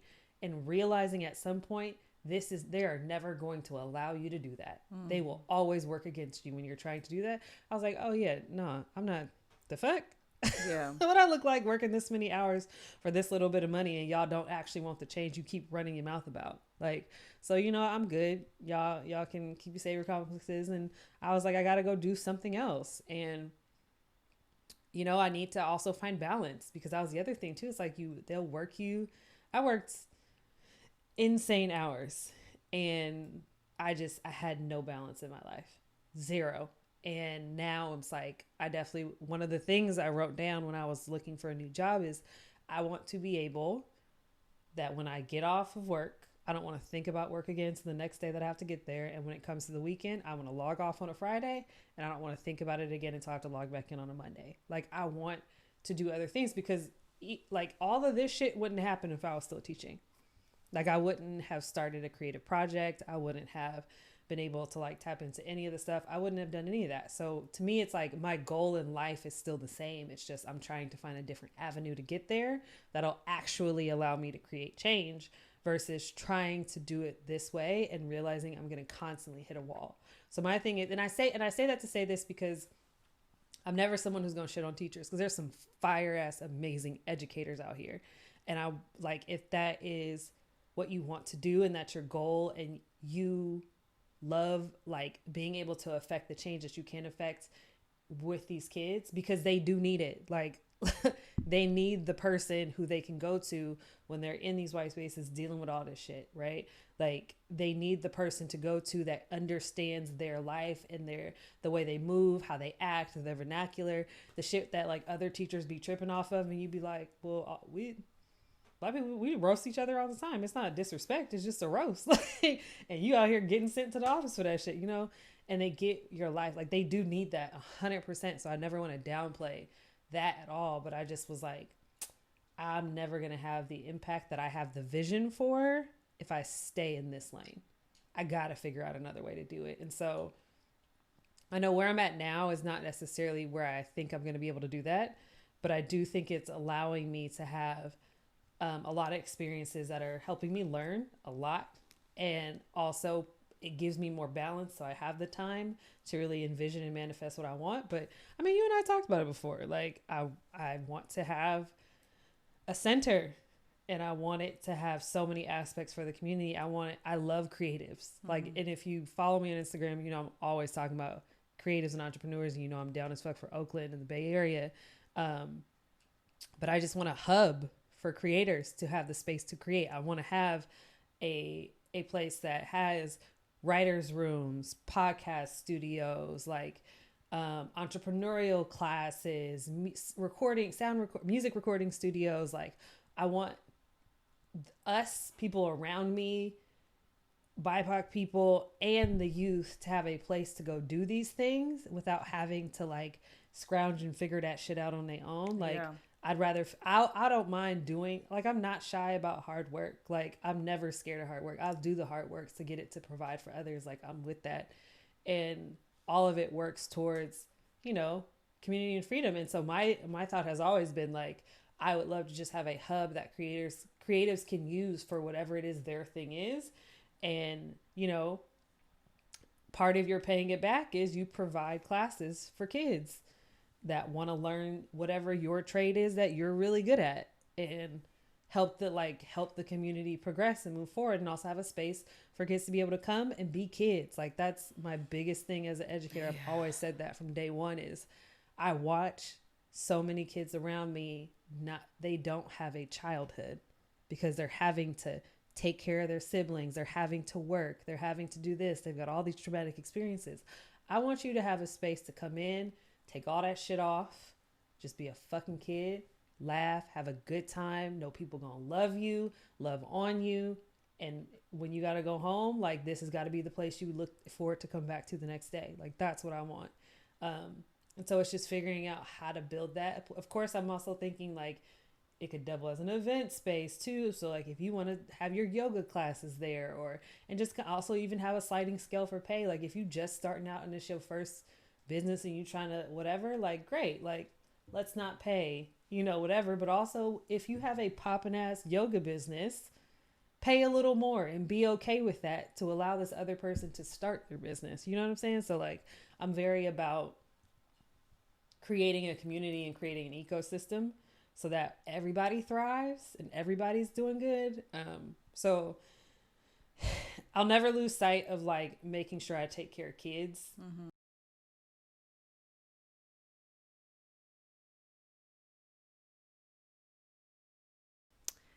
But you know, I don't like deep and I don't like feelings. So we about to feelings. You done? Yeah, I'm done. Oh, okay. That was it. You know, I thought you had another board. You feel me? We dropped the board. But okay, let's switch it up a little bit. You feel me? Jesus. The hottest topic, is, episodes 8 and 9 was popping. You know what I'm saying? For our diehard fans, 8 and 9 was shout out to my girl on episode 8. who went off. Off. That's my bitch. Off. Okay. So let's continue to talk about that, right? Let's go feelings first, and then so what was your deepest heartbreak? Whew. Yeah, he was ready to sing, huh, sis? Shit. She got. I almost had that Mary J. Blige moment right there. I just wanted, for all of our listeners who are not our viewers right now, sis got a lighter in her hand. She said, "I need to smoke after this is over." Shit. I mean, it's the one that spawned this. Ooh, talk about it. To spawn this, no, just playing. Which is, it's so funny how dynamic people are, because the same people that like believed in me to actually and promoted me to do this shit is the answer to that question. But nonetheless, because we don't, or the viewers are not aware of who you're talking about. It's like, what's that cartoon? Where it's like we don't know who the nigga's face is, and it's just from the shoulders up. It was off. I want to say it was on. Come on now, black folks, help me. Off Kyla Pratt. Oh, I know what you're talking about. Yeah, is it the Proud Family? Yes, but it was the you Wizard Kelly in this nigga. Do you understand what I'm saying? You know how they never know what Wizard Kelly face look like. Jesus, we gonna Christ. refer to this nigga as Wizard Kelly. So Wizard. Wizard. So yeah, that was tough. It was. I mean, I think the hardest part about, one, niggas wasn't shit. That's kind of what it came down to at the end of the day. Yeah. Again, shout out to the bruv. They wasn't keeping it a buck. And about what the whole span of everything was. They tried, but I think whole truth, nothing but the truth. So I'm saying, and honestly, as they grew, I could tell that they were like, I should have did better. But I think to me, it was like to meet somebody that is like so important to you and so profound in your life, and have it not work out. I didn't know what to do with that. And to meet the person that you're like, I could really, because I left my marriage being like, I have zero desire to ever get married again. No interest in that whatsoever. And to meet somebody and be like, except you. You are the only one that I would change my mind for. And to have that shit not work. And to have it not work the way it did, it was a lot. It was a lot to go through and to watch, and it was a lot of shit. And that shit hurt. That's probably the most hurt I think I've ever been. And but I will say this, it is in that space that you really find yourself, like that shit really made me I had to learn how to heal. I had to learn how to fuck with myself. Like I had to learn how to like get up every day. And it was tough. Like I said this before, like I had gotten to my absolute lowest point, to thoughts that were not life-giving. And yeah, it was a culmination of like everything that had happened, when it happened, all the other shit that was going on in my life. Like this nigga broke up with me through a text the day before my mother was diagnosed. And he like knew that day was going to be the day we found out one way or the other.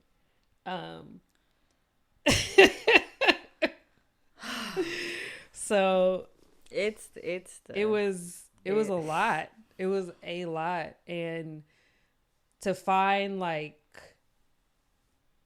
to hit that low of a moment, but also to like, it's a weird thing to say and it's a weird thing to understand, but like there is still parts of me that go like, this is a person trying to figure out life. And they really were. They really were. And I don't know, like I hate being ones that are like giving niggas excuses, but trying to navigate life and trying to figure out life is difficult. And as someone who has done her fuck shit in life, I mean, part of it I always felt like, this is probably my fucking karma. Like low key, there's a part of me that did feel that. Like if I would have never had all the experiences I had surrounding like my husband and my divorce, I mean, that shit probably would have hit different. But there was a moment where I was like, yeah, this shit's low key my karma. Fuck. So yeah, that shit, that was probably the worst heartbreak I ever had.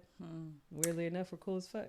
Yeah, and it's not just that. I think it's interesting to me, at least in your circumstance, as we get to know you in this podcast a little bit more, is the same person who helped you figure out your worth, you know, is, and still continues to do so, so we're not going to take that away from people, is also the same person who's made you feel the smallest. Mm-hmm. And I think that is a true culmination of what your love story looks like, you know? But damn, that's fucked up. What was your worst heartbreak? Let me ask this. Yeah. Was your when you think about the worst heartbreak in your life, is it something you received or something you delivered to somebody else?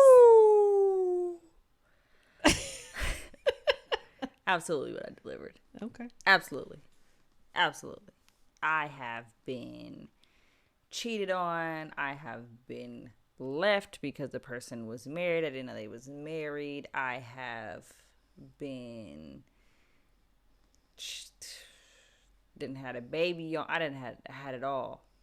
They had a baby on you. Yeah, they had a baby on me. Yeah, she ain't got no babies. Little baby I got is that dog y'all seen running around here. But I think it is, to me, the worst heartbreak, like you said, is having to watch somebody you truly, like, knowing that you hurt somebody you truly loved and cared about. To this day, I think that's another reason maybe why I'm not prepared to get into a relationship. Mm-hmm. Because and I'm not saying that, you know, I would ever hurt somebody again, but to know that you're capable of doing so. That's a thing that most people don't actually know they're capable of. No. That to give out that level of pain to someone. Yeah. And it's a very sobering experience when you do. That shit hurts. And I hate, and I shouldn't mind. I'm going to stop. I'm not going to use the word hate because Malcolm, like, shout out to Dad. He don't like that. I don't like when people act like they don't know they have that power. The level of ignorance of that is like, I ain't no way I can make that motherfucker feel that way. You know, it's on them. Like, no, baby, learn how to be accountable. You know, like, understand that, you know, you are a Jenga piece in their life. You know, stick with me. So for all y'all who've never played Jenga before, you know, Jenga is a game where there are blocks. And in order to keep the Jenga piece up, all the pieces must be aligned and being able to keep it standing. As soon as you start pulling out pieces, the whole Jenga, what is it? Falls down. Yeah, the whole Jenga, I guess, arch or whatever it is, a standing it's like thing. It's like a pillar. Yeah, sure. That's a perfect word. Thank there you. Go. Falls. And having been that piece that has made the pillar fall, for somebody that you care about, that shit hurts. Mm-hmm. That shit hurts. And I would never want to do it again. And it was not in, let me be careful with my language. my intention was not to make somebody feel that way. Yeah. And to go back to our earlier point, I was so empty within myself that caused me to make somebody else feel empty. Mm-hmm. And I would never want to do that again. So that's why I want to make sure that I am as whole as I could be. Yeah. Before I enter anything else. As much as I play around and be funny and these niggas and da-da-da-da, like, you know, but it's like, I know that I'm still working on my healing. Yeah. I know that I'm not healed enough to go into somebody else's space, because I'll be damned if I deliver that kind of pain again. I'll be damned. It's rough. So, yeah. I'm not here for it. That shit hurts. That shit hurts you, but I mean, more than anything, it hurts. That shit hurts them, and it's not. And I think it hurts me, at least in my situation, and it's yours as well, because we've talked about it. But it's like, I think it hurt me longer than it hurt them. Like, not in the way of like, oh, they've been hurt, but it's like I'm still harboring it, you know? Absolutely. I think the depth was different. Yeah. Like, I think it hurt them deeper. Yeah, in the moment especially, like it was like life or death damn near for that person. And I still live with that today. Yes, and absolutely. I don't think he thinks twice about it. Absolutely. You know, I don't know about mine. I think mine does, but you know, but I know that because we've had conversations about it. Yeah. And it's even been times where they've had to help heal me in the pain that I caused them. Like, nah, it's all right. That's a real nigga right there. Honest. That's one of the realest men I know. You know, but it's like, I fear entering another relationship because of it. Yeah. But some people say it's because we're good people, so we feel, you know, but I'm also like, what is that saying, that the pain that you cause onto other folks doesn't show up for yourself, but shows up to the people you care about, or something? I really hope that's not true. Yeah. I would rather just take my own karma than somebody else how to deal with that shit. But that's what I fear. I'm like, I'll be damned if the karma that I put out in the world, I'm not the one that's eating, but somebody I love eats it. Yeah. Nah, I'm cool. Because I'd be damned if my father, my mother, my brother bear the karma off the negative shit I did. Yeah. I'm good. No, I feel that. Which I don't know if I think that that's true. Only because I think like shit I do. I believe it. Never mind. I believe it. I was about to be like, I don't think you're getting Malcolm's karma, and then I was like, never mind. My best friend, shout out to Terica. She a lot of our homies, a lot of our men in our friend group have girls, like hella girls. And unfortunately, you know, like, don't get nobody in trouble now. No, I'm not, but I'm just saying, like, unfortunately, like, the men be like, damn. And then Terica would say, you know, shout out to best friend, she would literally be like, the karma that happens to your daughters is the pain that you put on other women. Something I'm paraphrasing what she says. She always spins some true game, but I'm like, so men, be careful. Be careful how you treat these women out there, because you'll be damned if that same thing happens to your child. So yeah, I definitely am a strong believer in what you put out in the universe. Yeah, doesn't necessarily come back to bite you in the ass, because you can handle it. Yeah, I can handle the bullshit that I've done. I'll be damned. When I say I'll be damned if there's a motherfucking hair that's out of place on my little brother because of some bullshit that I did. Yeah, I feel you on that. And when you talk about like men and that's going to come back to their daughters, I always think to myself, like, excuse me, which is kind of different from what you're saying, but my thing is like, I'm always down to call a spade a spade. Always. Let's just call it what the fuck it is. So to me, I really hate men who present as really being down for Black women, or present as really being down for Black people, and constantly disrespect and do fuck shit to Black women. That shit drives me crazy. Like, call a fucking spade a spade. Don't be out here acting like you give a fuck and then you disrespecting bitches left and right. But you disrespect, and what kills me is like if you respect women, and the disrespect is not having other women. Let me be very clear. Oh about that. yeah, that's where I was going. Tell with them, it. So be go honest, ahead. do whatever. Yeah. If you're not in some committed monogamous relationship, like that's not even what I'm talking about. I'm talking about the specific ways in which niggas will gaslight bitches, have them thinking they crazy, doing hella shit, using they shit for stuff, using they money, like all the shit, like hitting on, like literally physically hitting on them, or like mentally abusing them and all this other stuff, making them feel like crazy, but be quick to be on every social media platform talking about black queens, I need or me a queen. We all need to be unified and we can't do this. Like, I just be like, miss me with that stupid shit. Like, land. And then or the way in which men will talk about females and men that only fuck with black women. I'm like, how you gonna speak on females this way? And we all know you only fuck with black women. So you talking about black women. That shit's out of pocket to me. I'm like, let's call a fucking spade a spade. If you want to be ain't shit, be ain't shit 24/7. It's like the niggas who fuck with Tory Lanez after he shot Meg or what? Shit. All them niggas can catch a fade. It's not even the... I saw that nigga was on Clubhouse the other day. I was looking at that like... And these motherfuckers in that shit. I'm like, if y'all not in that shit blowing up his spot, I didn't even click on it to go into it, because as soon as I saw his name, shit, yeah. I was like, absolutely the fuck not. But I'm like, if y'all in there, y'all better be disrespecting the fuck out this nigga. But it's deep, right? Because it is, what is it? Over a million women a year die by gun violence from either a current partner or an ex-partner. Hello.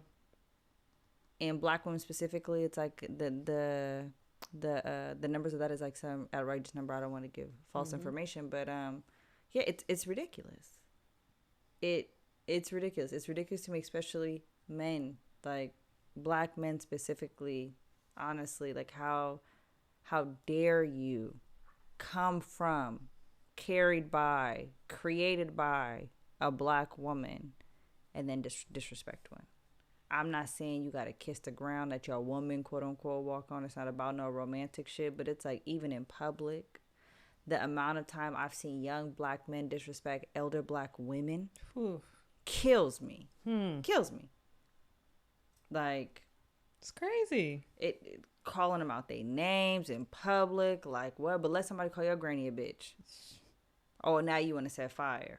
Right. You know, let somebody call your sister something. Now it's a problem. Keep that energy, bro. Right. But that's neither here or there, because that's about to make me be on one. But again, I look, I'll go down a rabbit hole, because I feel like that's yet again society trying to put black folks against black folks and giving us the ammunition, you know, to the reason why people feel this way is because society has made people feel this way.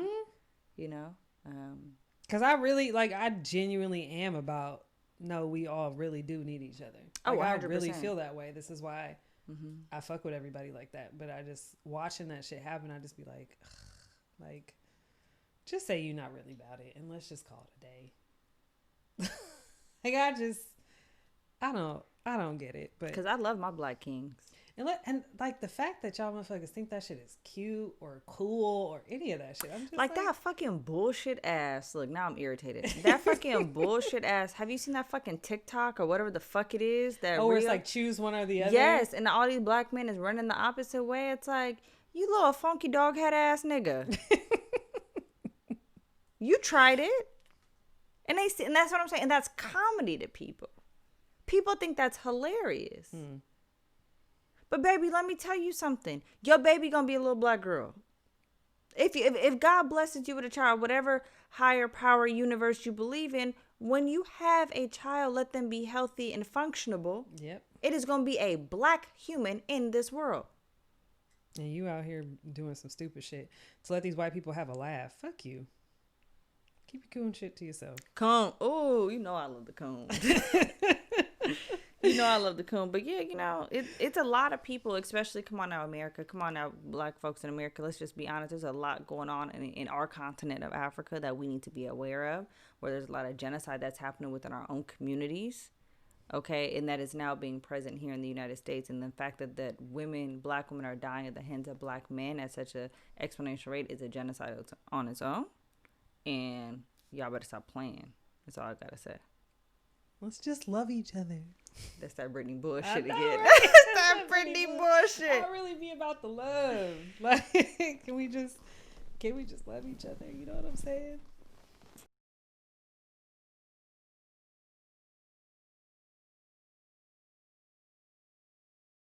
But yeah, talking about marriage and shit. What you think about monogamy versus polygamy? You down for I also the poly? say, do you? No, I'm asking about you, boo. Oh, So how open are you to the polyamory world versus the monogamy world? You know, now in your life. Now, no, I can't. Right now, I can't envision that. If I was in a committed relationship, I personally can't envision that. I'm not like I don't have a firm no though, because I'm like, if the opportunity presents itself and I'm trying to get down with the get down, then absolutely, you know, it is what it is in that moment. And I mean, I don't think I could do polygamy in the sense of like we all sister wives. I don't think that's not what I'm trying to do. I don't think that's what polygamy is. That is what polygamy. Oh, I guess. Okay. In my mind, I thought you meant like you trying to wife some other bitches too.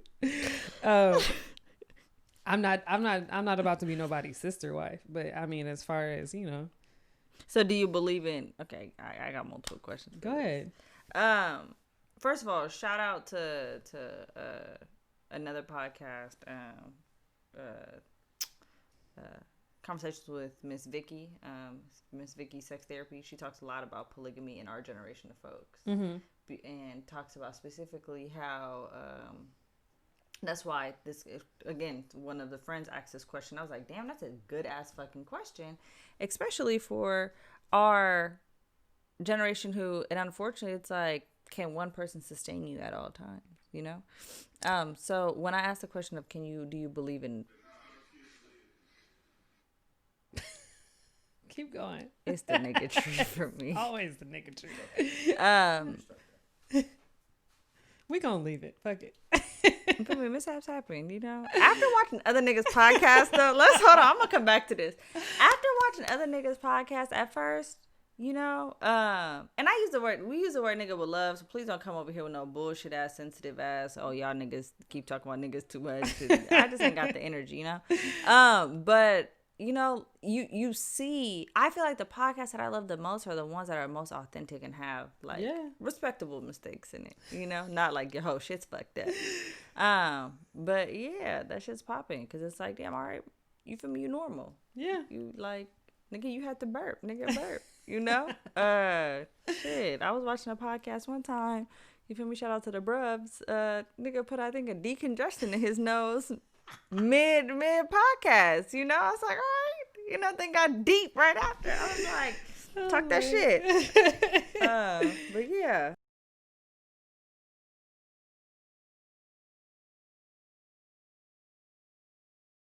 What you listening to right now? Hella funny. Let's talk about that. What you slapping? You put me on some shit this week. I really love music. You put me on. As nerdy as I am, all my music is hella rat shit. Hella gangsta ass selling dope. You be in the shower and I be like, what the fuck? I asked plug for a kilo. He hit me with a brick like a Devo. Yeah, you know, you a scientist, so I'd be like, is she using this for research methods? She's making the kilograms in which she's thinking about. Who is Debo? No. Oh, R.I.P. Sorry, I didn't mean to do that. Yeah.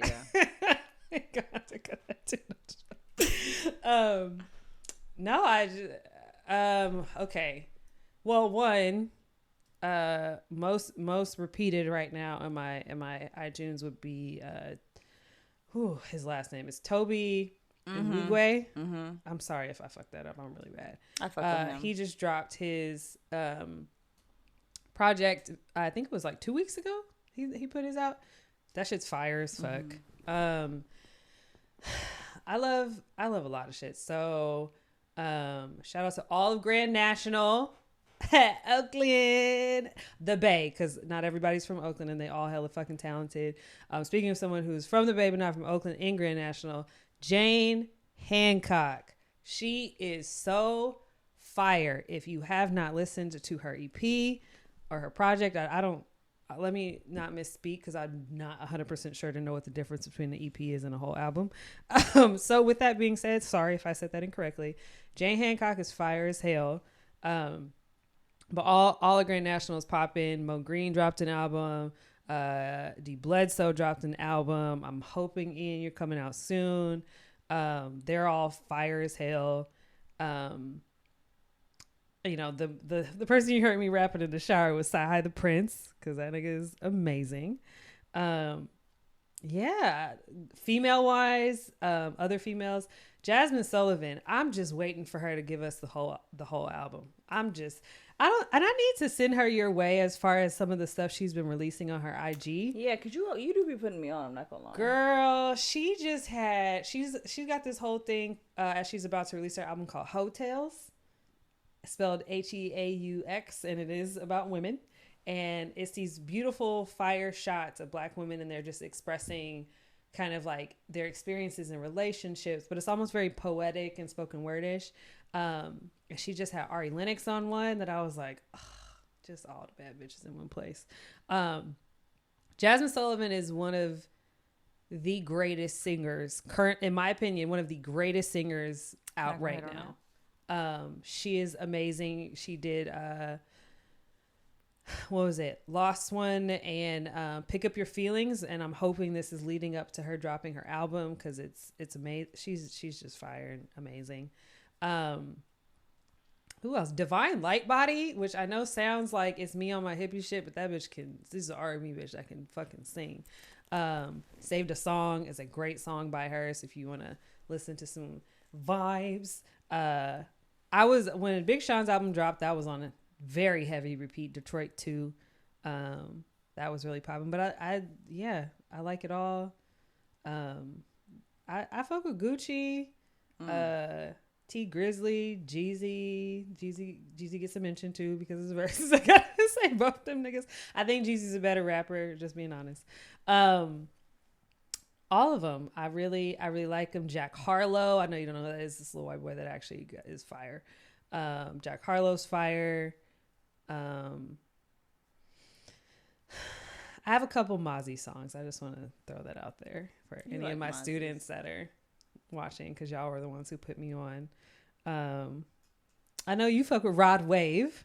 Shout out to my brother T Stacks. Yeah, he's heart been broke so many times. You feel me? He be singing. You would think my brother went through it. Going through it. Like I fuck with Rod. I'm also trying to see, like, I didn't realize how late it was. Let me also see. I fucks with Rex Tough. Oh, I love Rex. I fucks with Rex Life Raj Tough. I fuck with, who else I fuck with? Eloy Gino is an artist out the Bay. He's fire. I actually don't know who that is. Yeah. You put me on. Oh yeah, no, he's fire.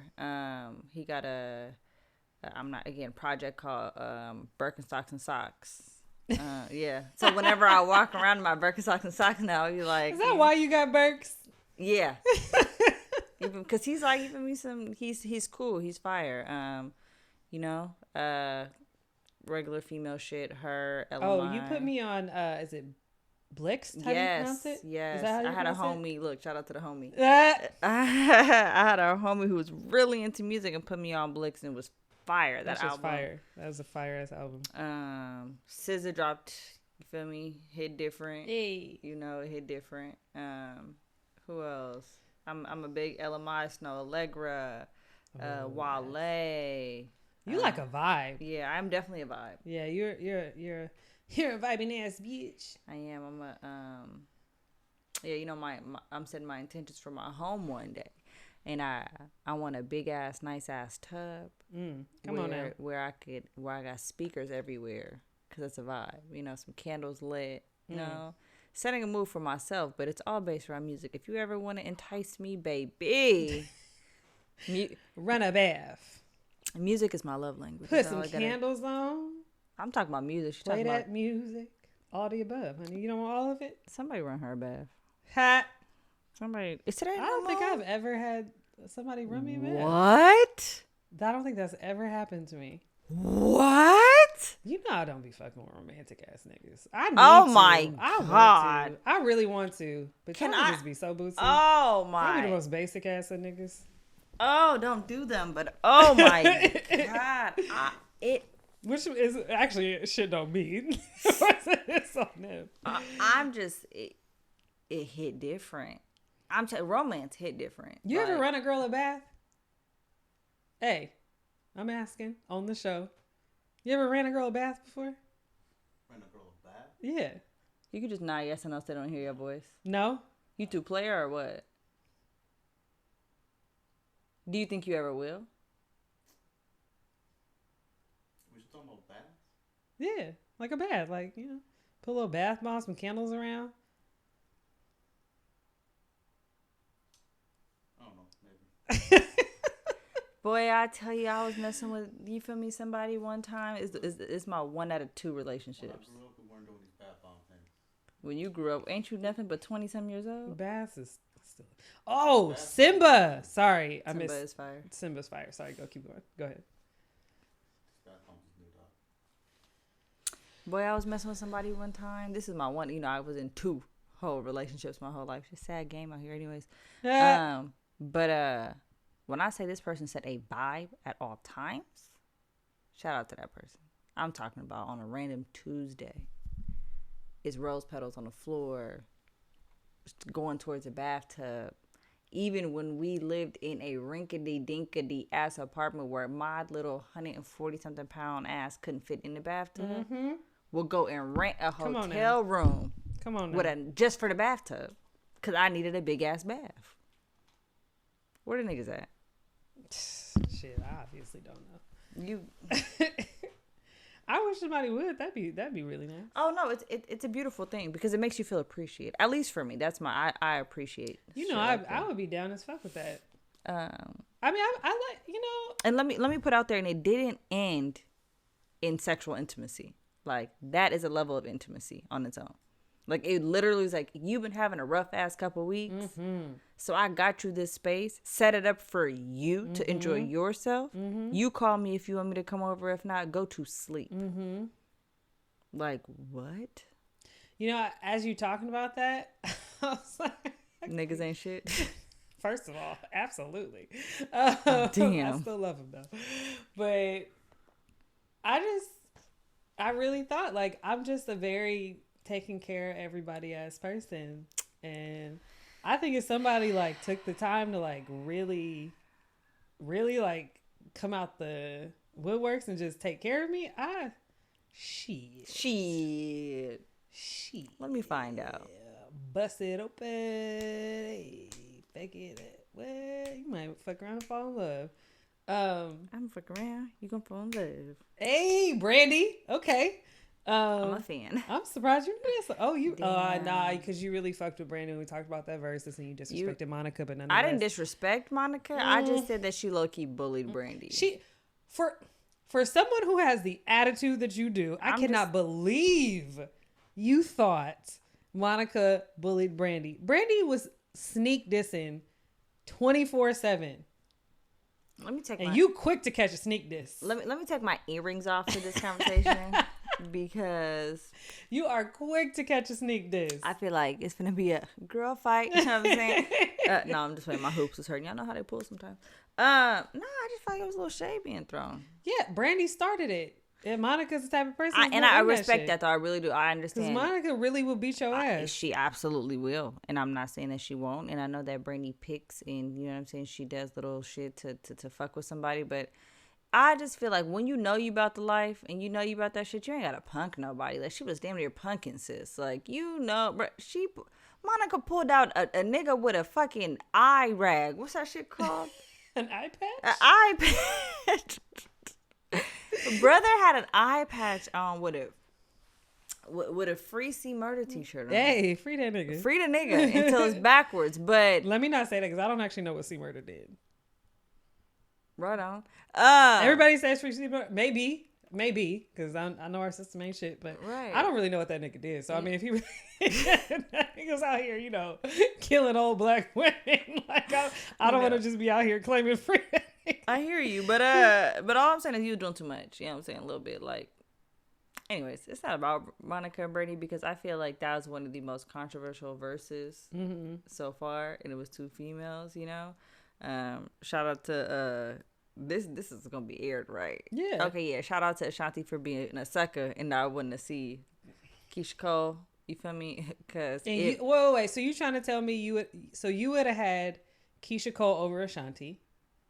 Only for my loyalty to the Bay, hell yeah. Okay, and you don't think that if Ashanti threw some low key blemish, Keisha Cole wouldn't check the fuck out her? Now I didn't say that. What I said was I fucks with Brandy. You know what I'm saying? You know how you got that one sucker ass friend that talk hella shit, and you feel bad for her when she get punked. That's how I felt about poor little Brandy. Shit, you heard. Low-key, I mean, don't them bitches just need to get their ass beat so they learn to stop talking so much But shit? wait, why Monica was like, yeah, I see you got your... I gotta stop laughing. Monica was like, yeah, I see you got your brother in the audience. That nigga Ray J was like, yeah, I'm in here.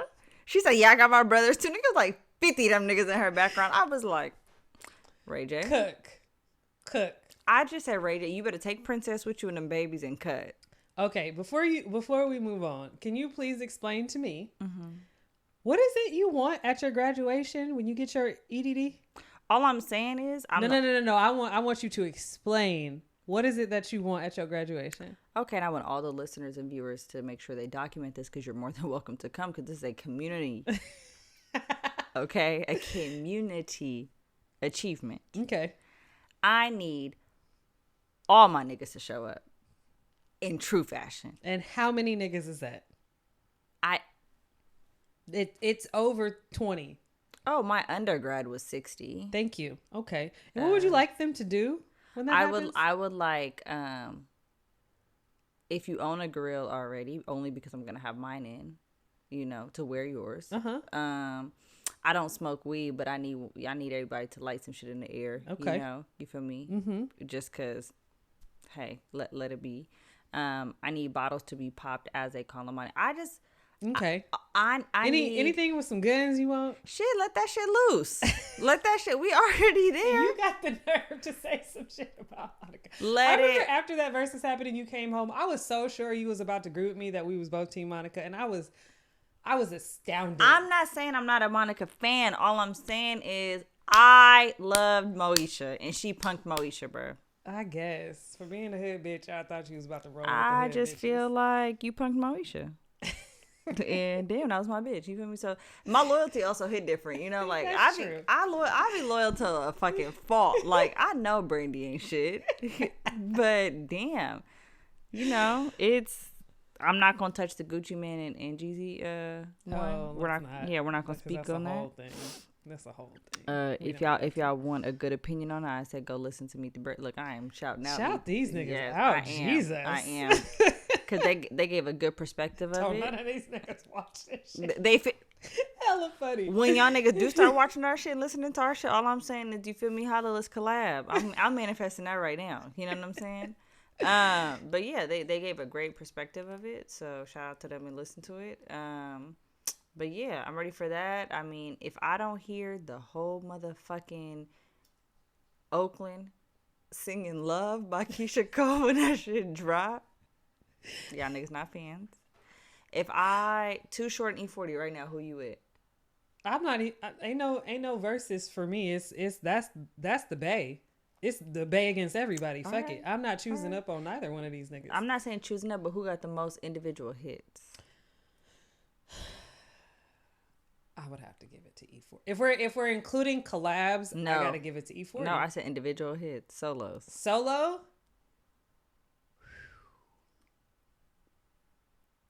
I still gotta give it to E40. Damn, I low-key give it to Short. I mean, I think E40 is definitely an influencer. I think he is the Bay.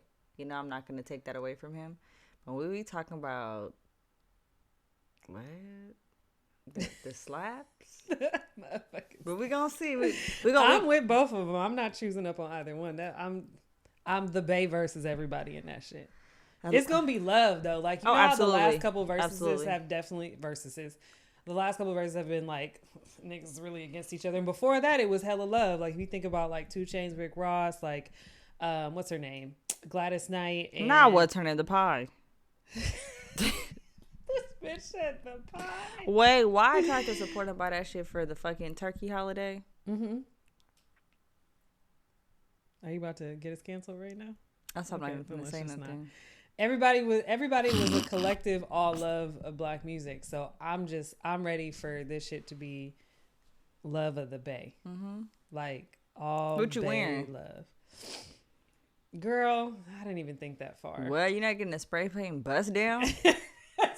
What? What was you doing in the hyphy movement? At church? At O'Dowd? First of all, give all my business with. My bad, my bad. No, You was a little bit. a little bit, yeah. Okay. But I'm also like, I was at black church, so like, Y'all was turned up with spray paint or what? You know, I didn't go there, so. I remember when my cousin walked into the room in tears, going on this whole monologue with Tupac died. That shit was I gotta put my phone down because you know how I feel. in front of my grandmother and grandpa, who are both pastors in the church. He was like, just think I might affected. It's like, it was memories. I love him. But no, yeah. Shout out to your cousins, though. You know how I love my cousins. Shout out to your cousins. All of them. But no, I mean, no, I'm not gonna meet your expectations with what I'm wearing on Saturday. I'm gonna just be honest with you, unless I go and get it now. But I mean, and not to really be on no sad shit, but literally, like, I think a lot of the reason I'm such a minimalist and like I'm not like the most stylish is that like I have money to do it. Damn. Like Nation, I know I'm not trying, but I feel you. but like I really like I couldn't afford to get forces and get them spray painted and like all that other shit. Like I remember that my sister is the only one in my entire family, immediate family, who's ever owned a pair of Jordans, and that's because she literally fucking sold candy at school to buy it. Like so it wasn't a thing. So to me it was. I think I've always kind of landed on like. Because I didn't have it, I just became like not hella interested in like having all the like great fashion sense and all the other stuff. Because other thing too is I went to a predominantly white institute for college, and I was a scientist on top of that. So I'm going to lab 6 hours a day in sweatpants and a t-shirt because I'm spilling iodine, which I know sounds like the nerdiest shit ever, but like spilling iodine all over myself. Like that wasn't me. I mean, I was trying to be like a cute girl in high school, but it wasn't like my clothes and stuff was anything. It was just You like, was just cute. hey, I was a cute ass bitch. No, I would just hella do my hair and do my Yeah. makeup and all that other shit. But like, I just, I mean, shit. Before this, I was like, hey, cook, guess what? I bought a pair of shoes. This child said they was some dunks. They was some Air Max. I said they weren't dunks. Oh, they weren't. I Sorry. said they. I was like, you're like, what are they? And I was like, either Nike or Adidas. She's like, you don't know the difference. I just want to say that I was like, I know the difference. I just don't remember what I ordered. Shout out to 8th grade graduation, which I did not graduate, but I went to participate and support my friends. But they was bust down. Oh yes. I'm talking about shout out to my friends, specifically, my sister Kadisha, she had her name spray painted down her pants at 8th grade graduation. Fly. Mind you, her brother did it. Yeah, like it was no cap and a rap. I shout out to the if y'all niggas don't feel me on this, shout out to the belts with your name on it. Yes. What? I thought I was I thought I was the flyest nigga. What did you have your real full name No, on I there? had Or did my you have shit your was nicknames? diamond encrusted cookie. I was gonna say with you must the have K. Cookie. I know you didn't spell your name. No, I didn't need, but niggas didn't know who Cookie was. You know what I'm saying? So I thought it was real incognito. What? I had like the shirt with the Ed Hardy pants on. Lord. Stop playing with me. Stop playing with me. Lord. I had Ed Hardy pants on with my belt that said Cookie on it. and then tucked in my shirt so people could see it. Stop playing with me. Was your shirt loose or tight? Was it like a tank top or it was like? It was definitely a tank top. It was definitely when baby hairs was still in, but I didn't. It wasn't when baby hairs was swoops. Remember when baby hairs was that straight line? I had the fit. You couldn't tell me nothing, and I didn't have. I'm not gonna lie. I didn't have no fresh hair. I had some K-Swiss on, but that was my fit. I did. I did it. I was gonna say I did own K-Swiss. Yes. I had One pair. I had my stickers on the K-Swiss, and this is back when I had the bangs to cover the forehead. For straight up though, The bayang. I had the big middle school Ethiopian forehead with the skinny body. You know that shit was covered. You know that shit was covered with the belt though. I wasn't fly enough to get the belt that you could like type in and like it changed, like it was like Oh, the electronic ones. what? My dad said no. I didn't like those as much. I liked I never seen a diamond encrusted one, but like the Yes. metal ones, like I definitely. And shout out to my sisters though, like my older cousins that raised me as their own little sisters. They all went in to buy me one because my dad wasn't going for it.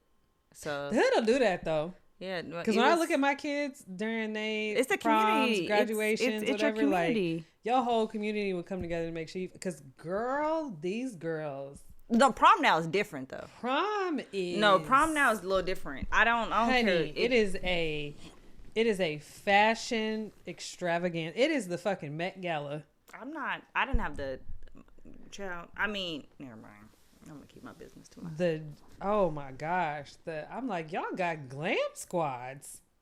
And a photographer with you, Just, I mean, a camera team. it's all of it. I'm like, y'all are serious. Y'all are real serious out here.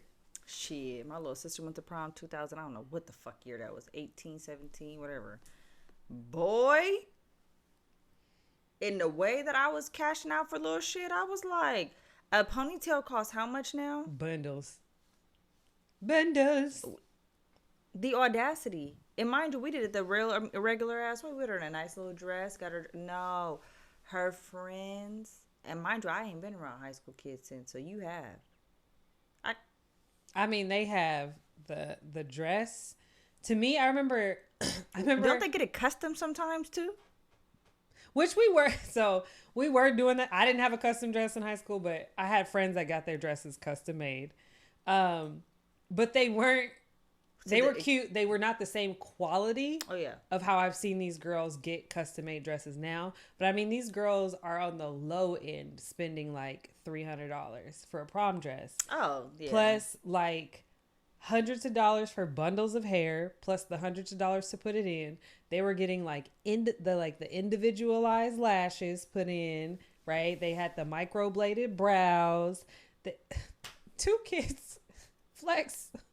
I don't know if the shit was real or not, but flex with diamond watches. Like, these are females, not the niggas in their suits with a little show off bust down. Like the girls in these full beautiful, like the jewelry was crazy, the makeup, the shoes, like the purse. It's all. I was just like, this is like a couple racks, like easily, just for one night. And I'm Easily. like, all right. But I'm also, but like, you know, I'll hype my kids up. I'll just be like, get it, right. Get Most it, popping science teacher turn out. that shit around. Oh my God, it's the motherfucking inches for me. Like, But the kids hit different now, though. No, They that are. shit is very different. It's a level of when I took Thomas to go do his prom. This is 2 years ago, and first of all, he was a boy. I thought it was gonna be cheap. It wasn't. Let's just start off with that. Okay, and then the women, I was like, the women, these ain't little girls when you dressing like this. The women that, first of all, what did your parents do for a living is my question.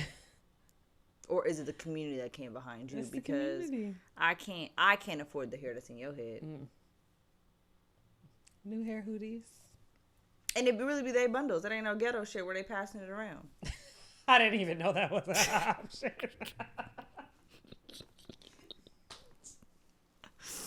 Wait, bitches really be passing around bundles? I'm not finna have Okay. this conversation with you right now. I really did not. Yes, that is a thing. I did not know that information. I was this many years old when I learned that. Brittany, shout out to yeah, me having a new hairstyle next Hey. you feel me? I low key am like, we ain't do another episode after Versus is over. Just so we do a Versus recap. Just so I can show off my new hair. You feel me? Shout out Liz. Hell with But yeah. But anyways, that's all I have for you. Yay. Yay. But I just want to appreciate you for me. Thank you for trusting me. Thank you for fucking with me. You know, shout out all I fuck with All Black too, by the way. The rapper. Oh, okay. Yeah, you know. Thank you for fucking with me. I swear. I heard it first from him. Yeah, thank you for trusting me. Thank you for fucking with me, you know.